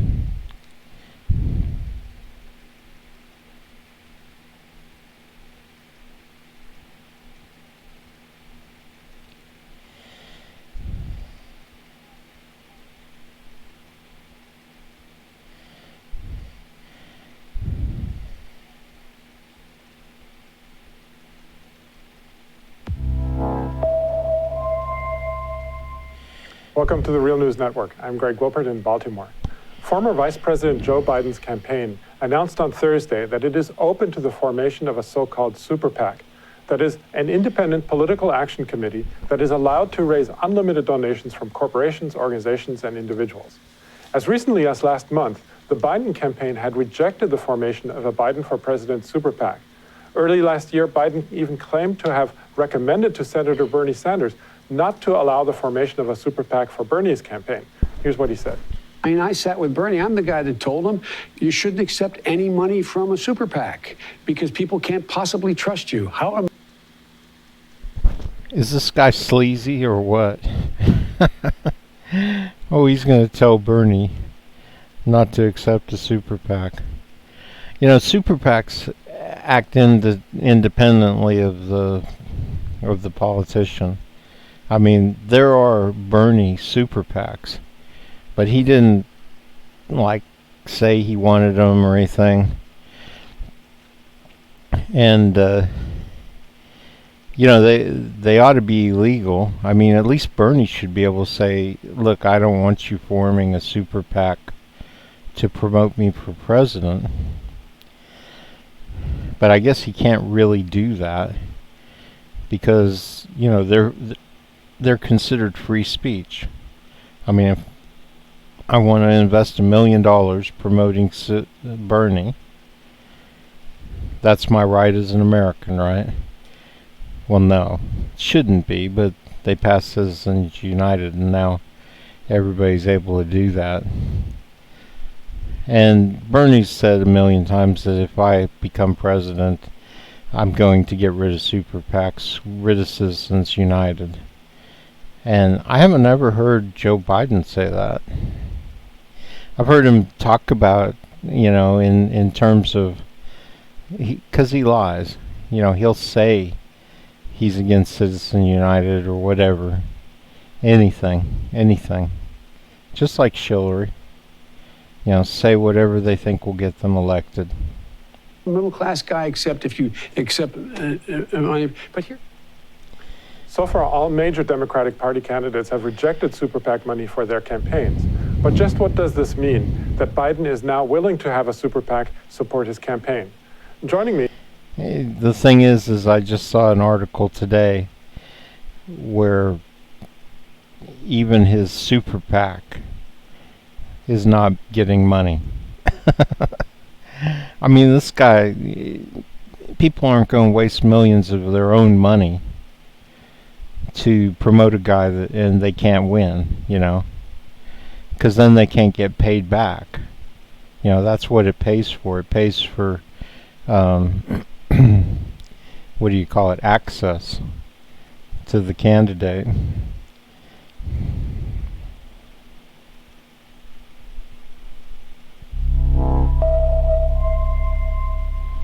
Hello. Of course, you can't access him if he's not president. My name is Taya Graham, and welcome to the Inequality Watch. Why do we call the show the Inequality Watch? Well, it's for a pretty simple reason. There is no greater existential threat to our supposed democracy or life on this planet than the unjust enrichment of the few. Imbalance of wealth means an unhealthy imbalance of power and opportunity. The result is an economic and political system warped by the naked theft of both our political and physical resources. A vibrant planet which should belong to all of us, but instead ends up in the hands of a corrupt few. Case in point is a recent report that illustrates both how wide the wealth gap has become and how inequality has deadly implications. But first, the facts. A recently released report by the U.S. Census Bureau shows that the gap between the richest and the rest of us in the U.S. has reached an all-time high. The gauge of income inequality, known as the Gini index, hit its highest level since the government started measuring it. In fact, despite a rising economy over the last decade, the study reveals the benefits of the country's national growth have almost exclusively accrued to the top 1%. To see how that inequity translates into widespread suffering for the people of this country, just watch this clip of a question posed to Elizabeth Warren at the last Democratic debate on how she would pay for Medicare for all. Will you raise taxes on the middle class to pay for it, yes or no? So I have made clear what my principles are here, and that is costs will go up for the wealthy and for big corporations, and for hardworking middle-class families, costs will go down. Now, it's the framing of this issue which is critical. Instead of asking, for example, why the U.S. spends twice as much on healthcare as any other nation on earth, or why tens of thousands of American families go bankrupt every year because of a medical bill, or why the U.S. Congress cannot pass a simple bill to protect consumers from surprise and abusive medical bills, instead, the moderator asks a question straight from the healthcare industrial complex playbook. Stephen, what is going on here? Well, I think it's instructive that this question has been asked repetitively at Democratic debates, and you have to ask the question why. As all the aforementioned questions you asked about were much more relevant to our bloated healthcare system, which exacts wealth from poor people or from working people and has become completely unaffordable. But instead they fixate on this taxing, which really is just a fear-mongering, saying to middle-class people, Medicare for All is going to cost you more. Medicare for All is bad for you. You have to ask yourself why. Why does the mainstream media, why do people like Jake Tapper, why do people from the New York Times continue to ask this question? It's because there's so much excess wealth in the system and it's so concentrated in a few that the people who work at the top levels of our media organizations are completely infected by it. And it's absolutely corrupting. And it corrupts their sense of not just fairness, but their sense of thinking, right? Yeah. Because they can. Yeah, well, that really says it all. I mean, I don't have any comment on this. It's just everything they've told you so far is absolutely true. You know, the media is looking out for its own.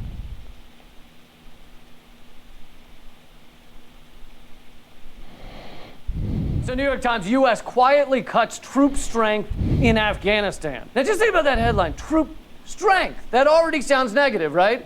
To cut our strength. Well, you don't want to cut our strength. That's our strength is our strength. You don't want to cut our strength. So already in that headline, well, you know what else you could title that same sentence, right? Few words. You know what else it could be?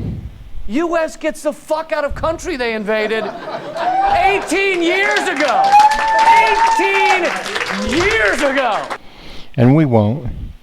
We won't get out of Afghanistan. We will, Trump will try and work it around. He'll constantly tell you we are, and he'll constantly use things like this to say we are. But then, just like in Syria, man, they left, they went into Iraq, and then they came back.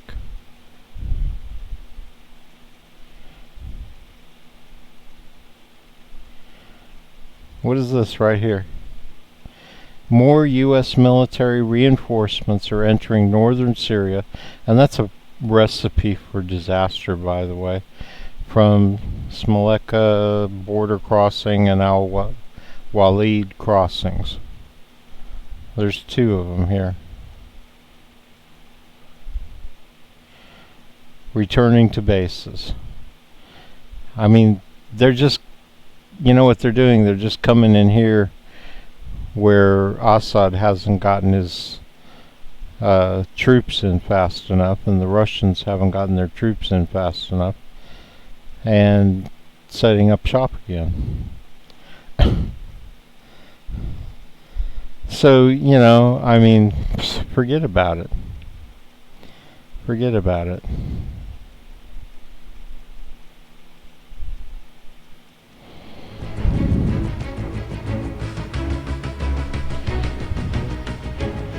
Now, generally, I won't play Sky News because they're bullshit. They're owned by Richard Murdoch, I think, and they're just bullshit.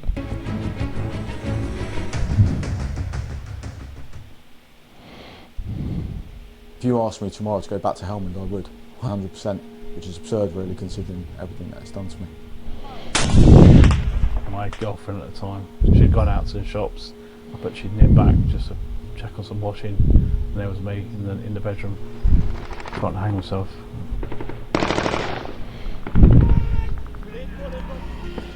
I was just told to go into town, have a drink, have a fight, and get it out of your system.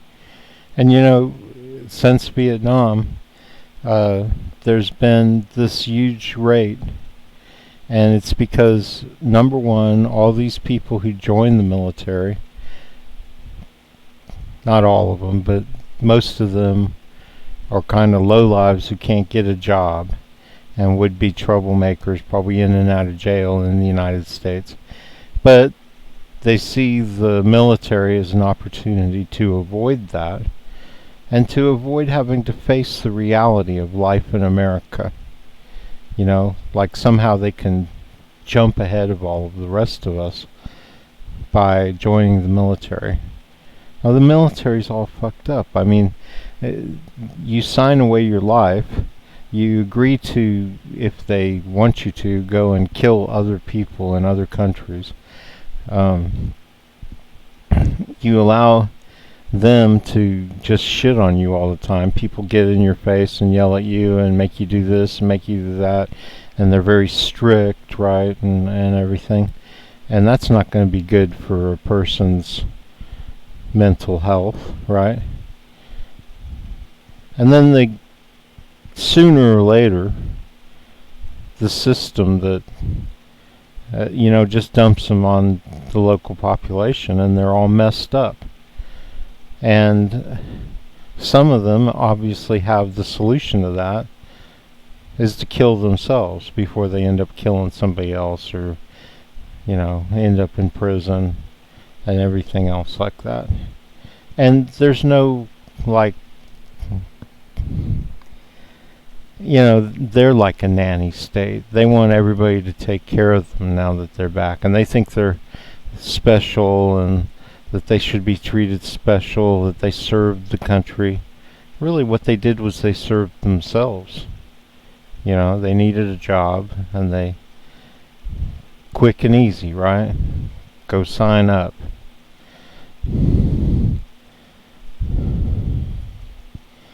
So, no wonder. I mean, you take all that and wrap it up in a little ball and try and swallow it, and it's really hard to swallow, isn't it?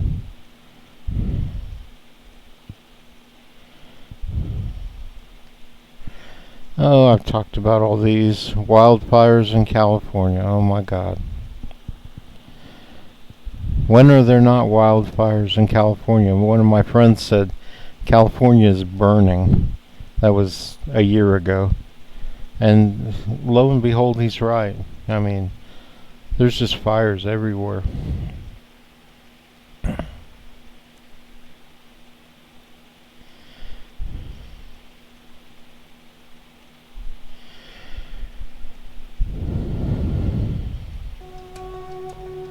As darkness descends on Thessaloniki, drug dealers swarm into the city's parks.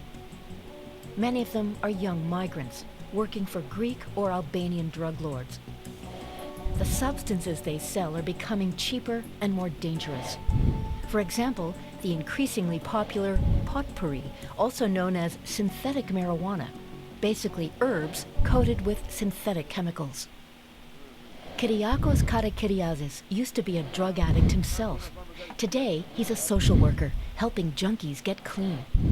He's alarmed by the substance abuse in his hometown these days, and he wants to find out more about the drugs. Isn't it amazing how these more and more decrepit drugs, fentanyl, and as capitalism settles in on a country and it feels free to do what it wants, it's like the country descends into for most people, or for the people at the bottom anyway, into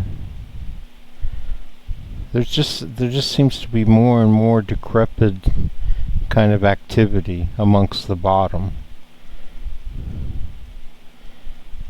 And I'm not going to say, well, that's normal, because it seems to happen more in capitalist countries where capitalism is rampant, laissez-faire type capitalism, than it happens in more mature kind of countries that have a more mature kind of economic system, that they've settled into an economic system that works, right, for most people. And these intense drug problems don't seem to be there. I don't see them.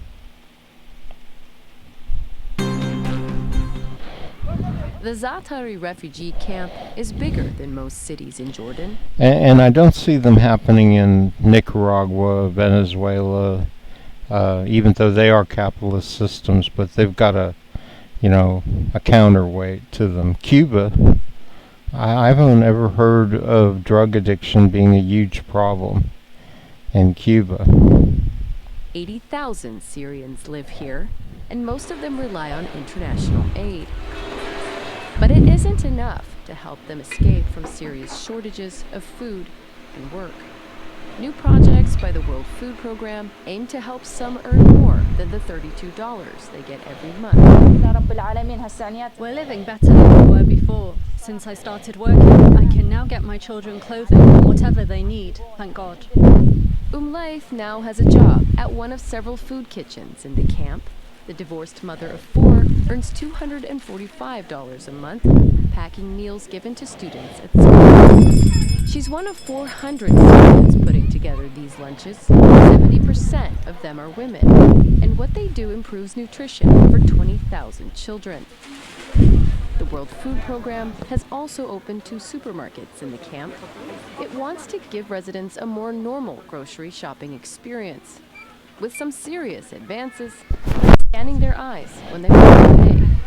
So, you know, while Americans sit around and, they get excited for 2.5 hours because they see Baghdadi was killed, you know, and they get excited when Kurds are being run out or whatever. They don't seem to be at all interested in what's really going on, right? Which is the massive displacement of Sunni between Turkey and Saudi Arabia. So we use a blockchain and iris scanning system in order to deliver this assistance. So people don't use cash, they don't use cards. All they need to do is come to the supermarket. There's still a long way to go before all the refugees become self-reliant. But projects like these are helping some of the most vulnerable, like Laith, provide for her children. Sarah Balter, TRT World.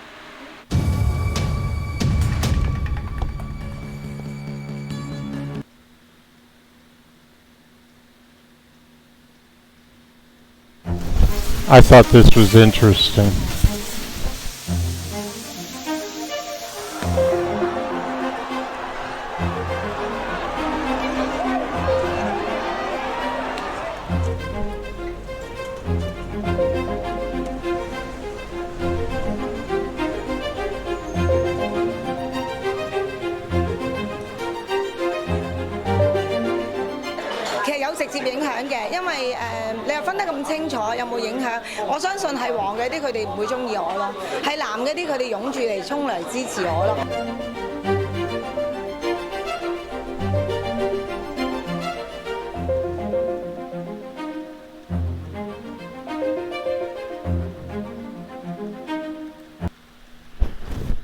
I mean, they've actually got maps and they're able to figure out which people support the protesters and which support, I don't know, Hong Kong or China, because China and Hong Kong are really, Hong Kong's part of China now.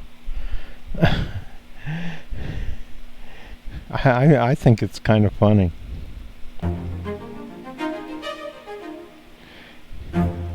And I guess the green ones are ones where, you know, they don't support one side or the other. And they're doing this because shops are being attacked during the riots. But the riots are dying out now, and they will probably go away. I mean, sooner or later, the people of Hong Kong are going to have to accept the fact that they're part of China. And the United States and England are going to have to get the fuck out of the way, man. Because they're trying to cause... They're a source of income to a lot of people in Hong Kong. And they're influencing these people to riot. So, it's not good. Let's see who... Abu Bakr al-Baghdadi was born Awad Ibrahim al... I mean, look at... Abu Whoops. Bakr al-Baghdadi. Look at this guy. He was not allowed to join the Iraqi military because his poor eyesight. You know, this guy, while yeah, he may have been vocal and in a violent way early on, but he was really nobody. Nothing. I mean, anybody who knew him talked about how quiet he was. He failed to get into an Iraqi university to do what he wanted to do, so he went on with his religious studies and became a really, I mean, he ended up with like a PhD or something in Islamic studies. So, you know, I don't know how much of this kind of radical Islam that comes from the Quran or whatever. I'm assuming it's all interpreted, right? Just like a lot of Christians interpret things they want to. And as he, well, here, let's let them say it. He was born Awad Ibrahim Ali Muhammad al-Badri in 1971 in Samarra, Iraq. More than 40 years later, the Islamic scholar, husband, and father has been wanted by governments around the world, slapped with UN sanctions, and with a US $25 million price on his head. He became the leader of the terror group Daesh, also known as ISIS, in 2010. 4 years later, he declared a new so-called caliphate stretching from Iraq to Syria, as he stood on the pulpit at Al-Nuri Mosque in the Iraqi city of Mosul. His rise to prominence began in the early 2000s, during his time in the Muslim Brotherhood. There, he fell in with a few of the most violent conservative members of the group. As the US-led invasion of Iraq got underway in 2003, he formed an insurgent group, and US detention records show he was captured in the city of Fallujah a year later. He was detained for 10... Well, that's true, except for I don't think he was ever actually a member of the Muslim Brotherhood. I think that he joined up with a number of Iraqi groups and eventually joined Al-Qaeda in Iraq, and what with everybody else dying, got pushed to the front. But what is true is that, hey, this is where his ideology was formed, right here in these prison camps. I mean, they let him go because he was considered just nothing, nobody. But keeping him in there and treating him like all Iraqis got treated in these camps, well, you know, you can't really say that Islam is militant, because generally speaking, most of the Muslims I've met are anything but.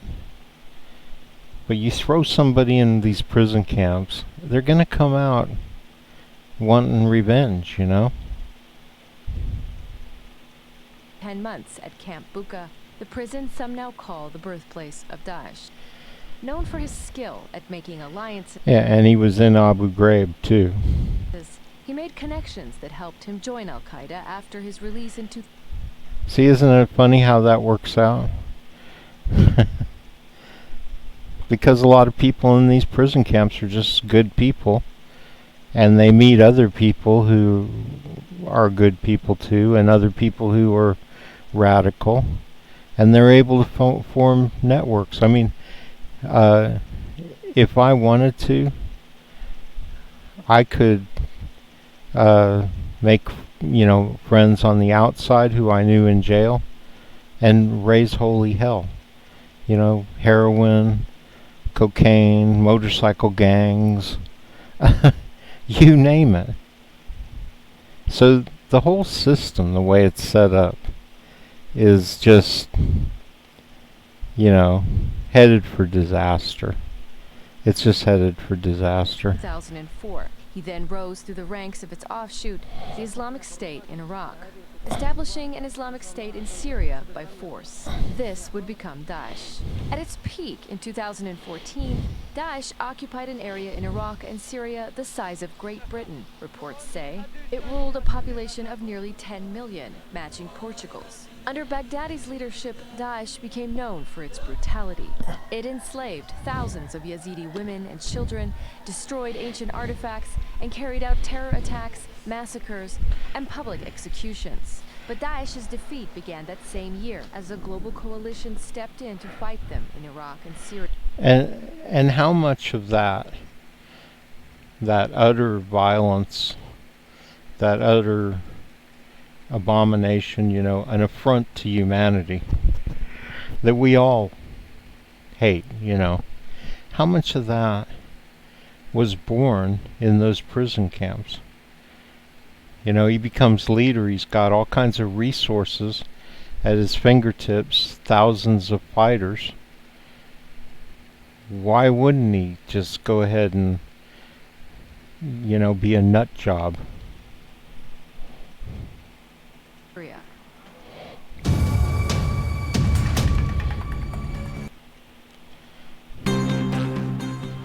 And out of that same kind of philosophy that's about how, crazy men are made, it also creates this situation. سوري حضرتك شركة تأمين عميلات ما هيك شركة دولية 2.8 million women work as maids in the Middle East. They are bound to their employers under a system known as kafala. Many are trapped and abused.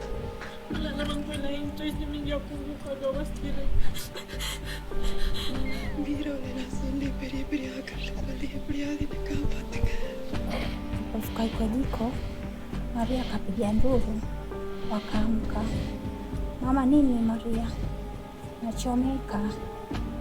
Now this is her. We are not animals. There is no slave trade anymore.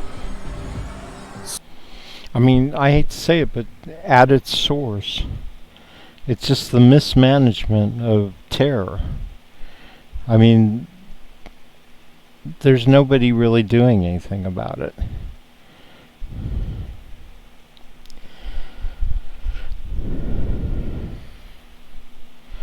And now you've got a Sunni country, right? It's majority Shia, but the Shia have been flooding in from Iran for 1,000 years. And the Sunni always controlled Iraq. They have a horrible tradition of like king-like mafia type rule. And they declare all of Iraq to be theirs, but at the same time they don't really go out of their way to control all the Shia who come over the borders.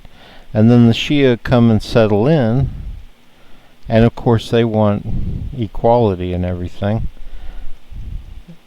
But just like the Kurds in Syria, the United States comes in and gives them the country to help the U.S. fight the Sunni. And Saudi Arabia is just bought off. They have a few monarchs, and their thug vassals, and the rest of the country no doubt doesn't agree with them, but the rest of the country's just out floating around. They're not really doing anything. So they actually support this. Because, most of Iraq hates Saudi Arabia now. For sure the Sunni. And there's, I don't know how many, probably 70 or 80 million people from here down through here. And we would hate to find out how many Saudi Arabians, support IS and stuff like that.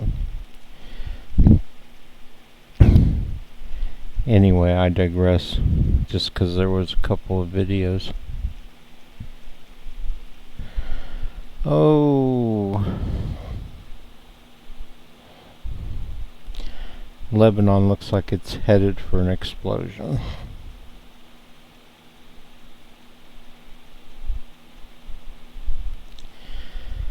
I think I lost my place in here. Can President-elect... So all these countries are like moving to the left. And why shouldn't they, right? It's the only solution they have. 1 million people take to the streets. Chile in the largest mobilization since the end of dictatorship. Talk about the pendulum swinging, huh? Here's what I was talking about earlier with Joe Biden. Great plan at a great rate. Plus get dental coverage, vision benefits. All right, Sagar, what are you looking at? Well, the veneer of Joe Biden for president is being slowly unraveled to the point of imminent political collapse. New York Magazine's Olivia Nuzzi paints a sorrowful portrait of the former vice president, whose campaign is bloated by Democratic establishment insiders, and even a former Secret Service agent who follows Biden around to project what she terms big presidential energy. I don't know why exactly, but having an employed former Secret Service agent to protect the aura of the presidential electability is just about the perfect exemplar of the Biden campaign. Nuzzi puts it best perhaps in this paragraph. Quote, "For many of these staffers, the campaign feels like it should be a coronation. Joe Biden 2020 isn't a labor of love or ideology. It's about the proper order of things. It's about who's entitled to what. It's the vehicle by which the Democratic Party establishment arrives once more to power, the displaced Obama and Clinton professionals reinstalled to the levers of power." This, perhaps more than anything else that I've ever seen, boils down the Biden campaign to its essence. Biden is simply the vehicle thrust upon all of us in order for the army of K Street lobbyists, consultants, to restore the cash cow that was the presidency under Barack Obama. A Biden campaign restores the natural order of things, in which oceans of outside money groups coalesce around the White House with advisory councils and trade meetings. He resets the clock on a multi-billion-dollar machine that has been disrupted. And that's what America rejected in 2016. There is very little evidence that anybody outside of Washington wants this. Biden's campaign numbers show one on complete life support if his current trends continue.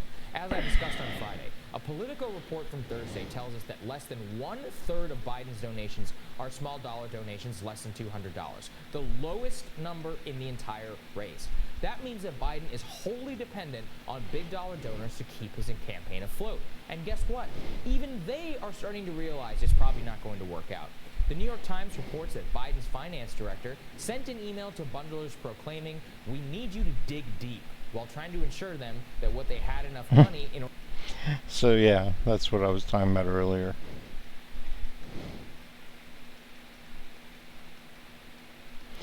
So I always wondered about this, but I found out here. Candidate Senator Bernie Sanders pledged an end to prosecuting whistleblowers under the Espionage Act, while the law. So there we go. That was my last worry.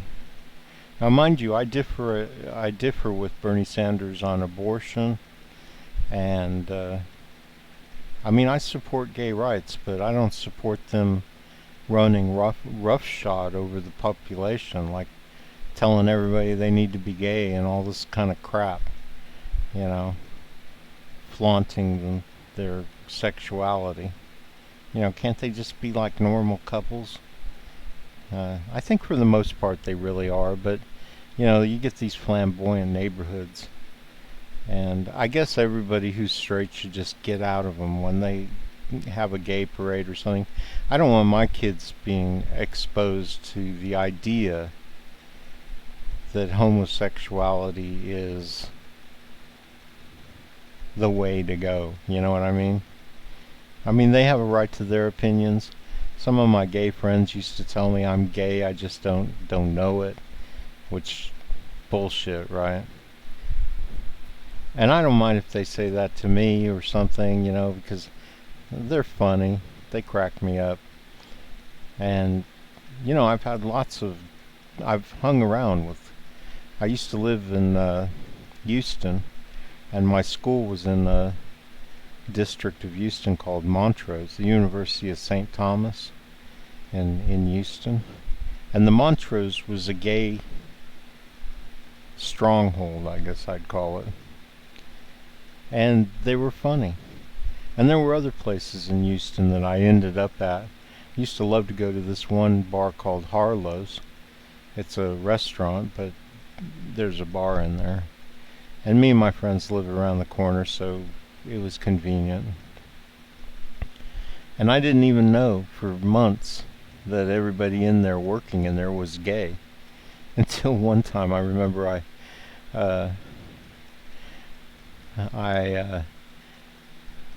asked one of the waiters, who was really a cool guy. I thought he was a cool guy. Maybe more of a cool girl. If he could get me some weed, and he said, "Yeah, I have a great connection for some real good weed." And great. So I go to meet him at his apartment complex, and he's waiting out front. But I don't realize it's him, because all it is a really cute blonde in a mini skirt and boots and, the whole get up. And I'm like, he comes up to my car and gets in, and I'm like, "Oh, it's you." Anyway, I just gave him the money and got my weed, and, and, I support them, and I support their rights thoroughly. No cops should, in Houston, I saw the cops come into an apartment complex and drag two guys out in blankets at 6 a.m. in the morning. I was appalled. That's what gay rights is about to me. No longer allowing the police or anybody or any group to, hurt them. But I'm not necessarily for all the stuff that they do. You know what I mean? I remember at my university, there was a place on the corner where you could go watch an X-rated movie with, it said on the sign, "Watch an X-rated movie with a lovely lady." So I guess there were women in there, and you went in. I never went in, so I was 25, 26. I was getting laid all the time. It wasn't really an issue for me. So I guess you went in, and a girl sat next to you in the movie theater, and I don't know, probably a lot of jerking off going on, you know what I mean? Or whatever. Like I say, I don't know. But every few days you drive by there, and because the whole neighborhood's gay, except for my school. It's a Catholic school, right? And somebody would have taken off the Y on lady so that it said, "Watch an X-rated movie with a lovely lad." They do have a great sense of humor, that was hilarious when I drive by. And they're sneaking up and stealing the Y and running away. Just picturing them doing that. Or maybe they're not sneaking up, maybe they just walk up and grab the Y. But that used to crack me up all the time. I thought I'd share that with you.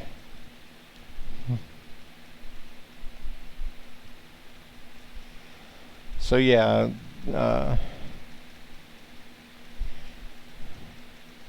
I thought this was a very good... Last week, presidential candidate Senator Bernie Sanders pledged an end to prosecuting whistleblowers under the Espionage Act. While the law is more than 100 years old, in the past 10 years or so, it's been used by both President Trump and President Obama more than a dozen times. In a piece that appeared in The Intercept, Sanders laid out his thoughts on the matter, saying, quote, "If somebody has the courage to be a whistleblower..." And by the way, Glenn Greenwald authorization, but this was born. And The Intercept are a great news outlet. Every once in a while they get something kind of skewed, but that's alright. And the last one here. Got a truck? Get decked and up your game. Organize and in 2 full is great. Michael Moore was recently on television to talk about Bernie. Because, in 2016 I threw a fit because Michael Moore, for a second, he backed Bernie Sanders, and then he went over to Hillary. And I understand he did it for the same reason that Bernie backed Hillary, because he had to, because he made an agreement. But besides that, he really didn't want to see Trump be president. It was a matter of the best of two evils, and I get that. I understand Bernie. And we differ in opinion there, but hey, lots of people differ in opinions, right? It doesn't mean you throw out the baby with the bathwater. So, Michael Moore did that thing where he switched over to Hillary, and I about shit. I mean, I couldn't believe he did it. But, you know, he did it for pragmatic reasons, and I don't condone that. But I don't condemn them either. And now he's come around. Now, mind you, he'll probably support whoever... As a matter of fact, I heard him say that just the other day. He'll support whoever's the nominee. I can't do that. I can't vote for somebody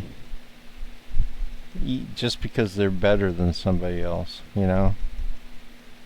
So, I'm not going to vote for Genghis Khan because he's not as bad as Hitler, you know?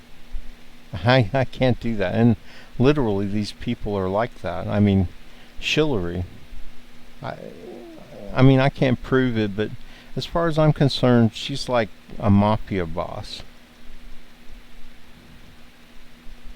I mean, everything that I know about her, and I could kind of prove it, because I know stuff going all the way back.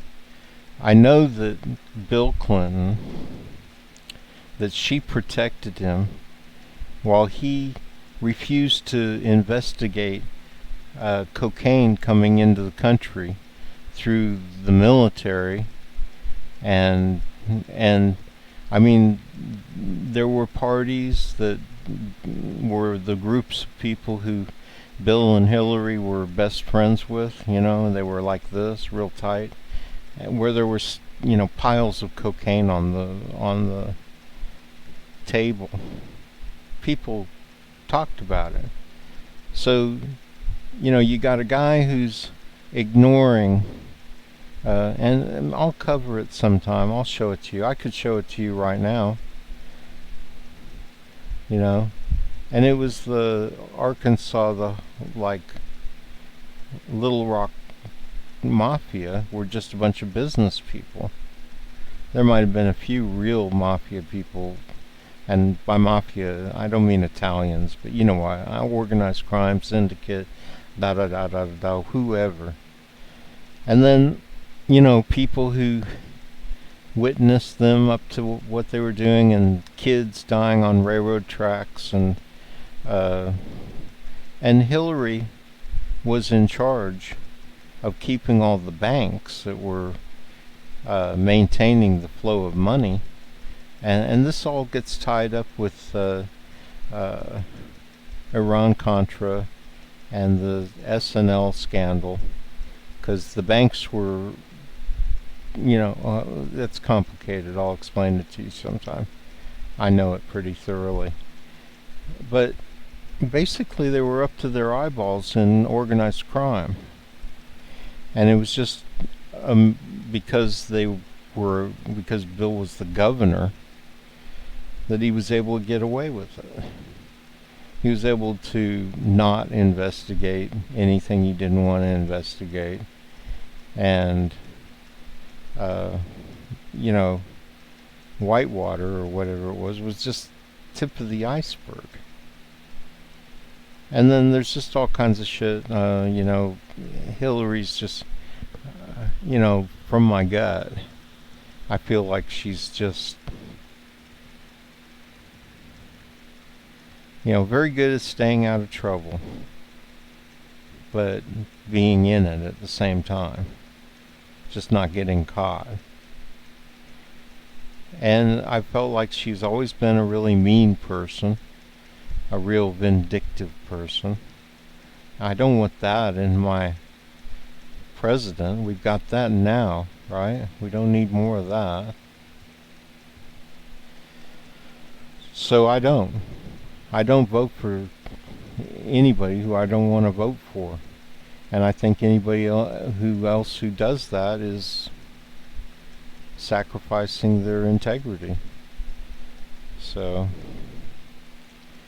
and by the way, I don't know if you know this, but I kind of started the anti-Hillary movement on Facebook. I was like among the first few people who went to groups on Facebook. You know what Facebook groups are, right? I've been posting to some. And they were like Liberal America and Democratic Cafe 2.0, and they were big groups, huge groups. But they had a bunch of, and I hate to say this, but a bunch of lesbian women running them. And they would start to pressure you about whether you would vote for Hillary or not if you were in the group for very long. And eventually, they would throw you out of the group for simply not saying you would vote for Hillary. I mean, go figure, right? And this got so common, I got kicked out of all these groups. And I made my own groups. They were all like the real Democratic Party and the real Democratic Cafe 2.0 and the real Liberal America. So that the people who who were Bernie supporters had a place to go. And I had my favorite group was Hillary, the scourge of the fake Democratic Party. I changed that to We Are the People, so it's no longer around. But yeah, so we all got together and said we couldn't just, we were trying to figure out who we were going to try and get to run, and we actually went after Warren first, and there were thousands of people, and they were posting and making it very obvious that they wanted an alternative to Hillary Clinton, because she's a cartoonish character to me. And gee, Warren is just silent. None of her supporters, nothing ever came around and said, yeah, I'll run for president. And now we know why, right? Because she's secretly a big Hillary Clinton supporter. She has been all along. And now eventually it's leading to her running for president. Kind of in her place. But you know what? Bernie's people picked up on this. And they told Bernie, you know what, Bernie? There's a big calling from the people, I guess, on the internet and people like me for somebody who's not establishment. And Bernie first, he said he was thinking about running, and then wow, the Bernie Sanders for President groups on Facebook. I remember one of them, like Bernie Sanders for President 2016, I think, or some name like that. It went to 250,000, like overnight. That's a lot of people in a Facebook group. I mean, Hillary Clinton, her groups maybe were 30 or 40 people. Some of them maybe had a couple thousand, but nothing really. She had no internet footprint, not on Facebook. I don't know about Twitter. I wasn't really on Twitter at the time. But, that's how it happened. 2016, that's how it happened. That's how it got started. And it ballooned into what we have today. And a whole progressive movement. And, by the way, I was first to come up with a group on Facebook that had progressive candidates only. It vetted candidates so that they were only progressive, and that I posted them in the group. And when Cenk Uygur said he was going to make a big announcement, and I knew it was going to be about something, I was actually I guess I'm stupid, man, because I was like hoping that he was going to announce that I had a couple of groups. I don't remember what I called them. They were like one was a group that supported paying progressives who like were volunteers $15 an hour, but the other one was just for posting progressive candidates, who were vetted as progressive.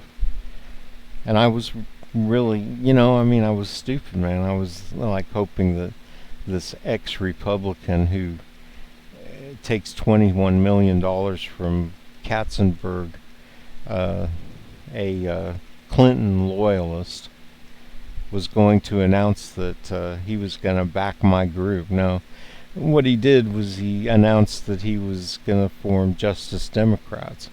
And he's got the money and the power and the knowledge. I don't know how to promote myself on Facebook. I've tried. I've got about 800 people in my group. I don't even know. This is my main group. I don't really pay much attention to my other groups. But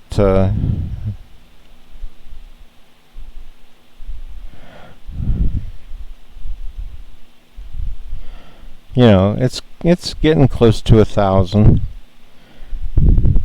But I really don't know.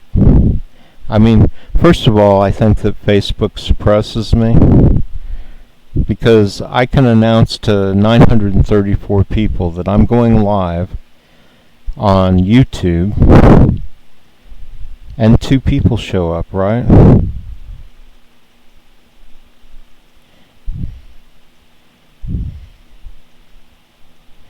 So here we are, and 1 person is here all the time. So I have to assume that's like a YouTube guy who's keeping track, trying to catch me saying something that'll get me in trouble so they can wipe out my feed, or my channel. And I don't care. I mean, if somebody really finds what I say so horrifying, then there's nothing I can do about that. And then the other one, I hope, is somebody from one of the Facebook groups who's actually watching me. Because I think I have some interesting things to say. I mean, you're not going to hear all the stuff that I say on any other. Kyle doesn't come up with ideas like I come up with.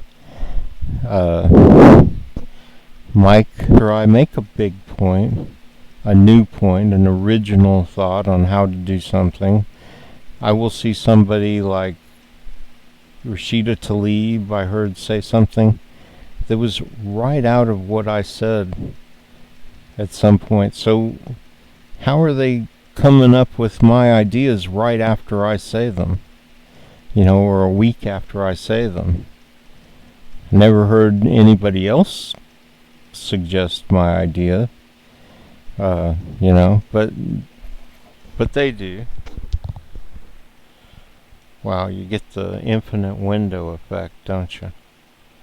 I haven't quite figured out all this internet bullshit yet, all this streaming.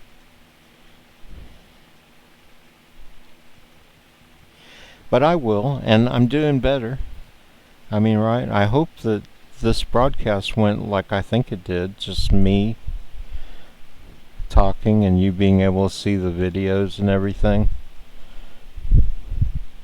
And, I'm just lying here in front of my computer, so I'm not gonna...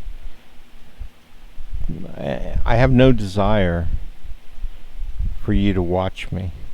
I mean, yeah, I could set up a little corner of the room, put some stuff behind me, maybe turn my screen around so that you could see what was on the screen or something. But I find this form of broadcasting much more effective, because you get to see exactly what I'm talking about on the screen, So this has gone on for 3 hours, and quite frankly, I've got to get something to eat. So I'm going to call it quits here. I want to thank you for watching Progressive News, and I hope you have a nice week. It's beautiful here. I should have been outside doing something, but you know, it's absolutely gorgeous across most of the United States. I don't know, maybe there's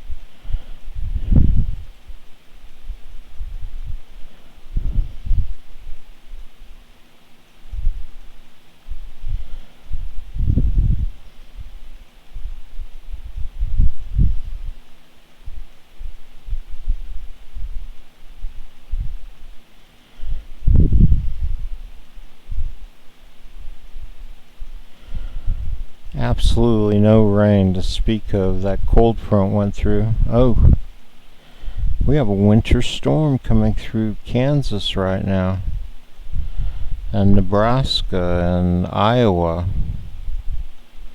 St. Paul, Minnesota.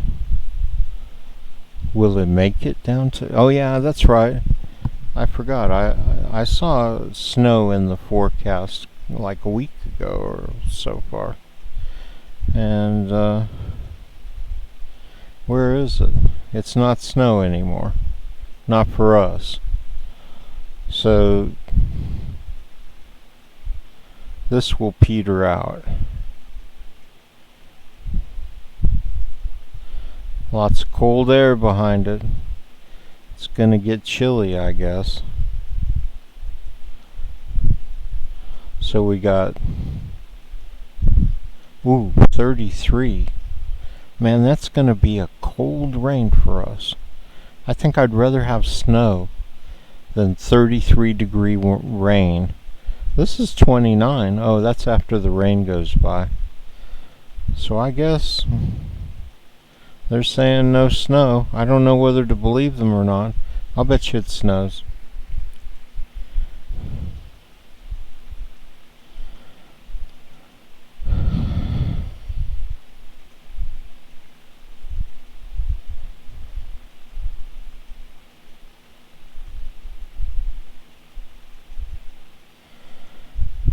Well, I guess I got rid of my... Oh, there you go.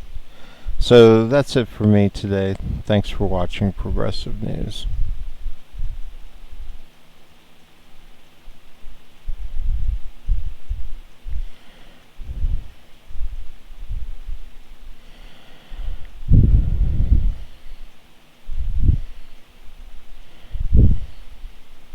There we go. All right.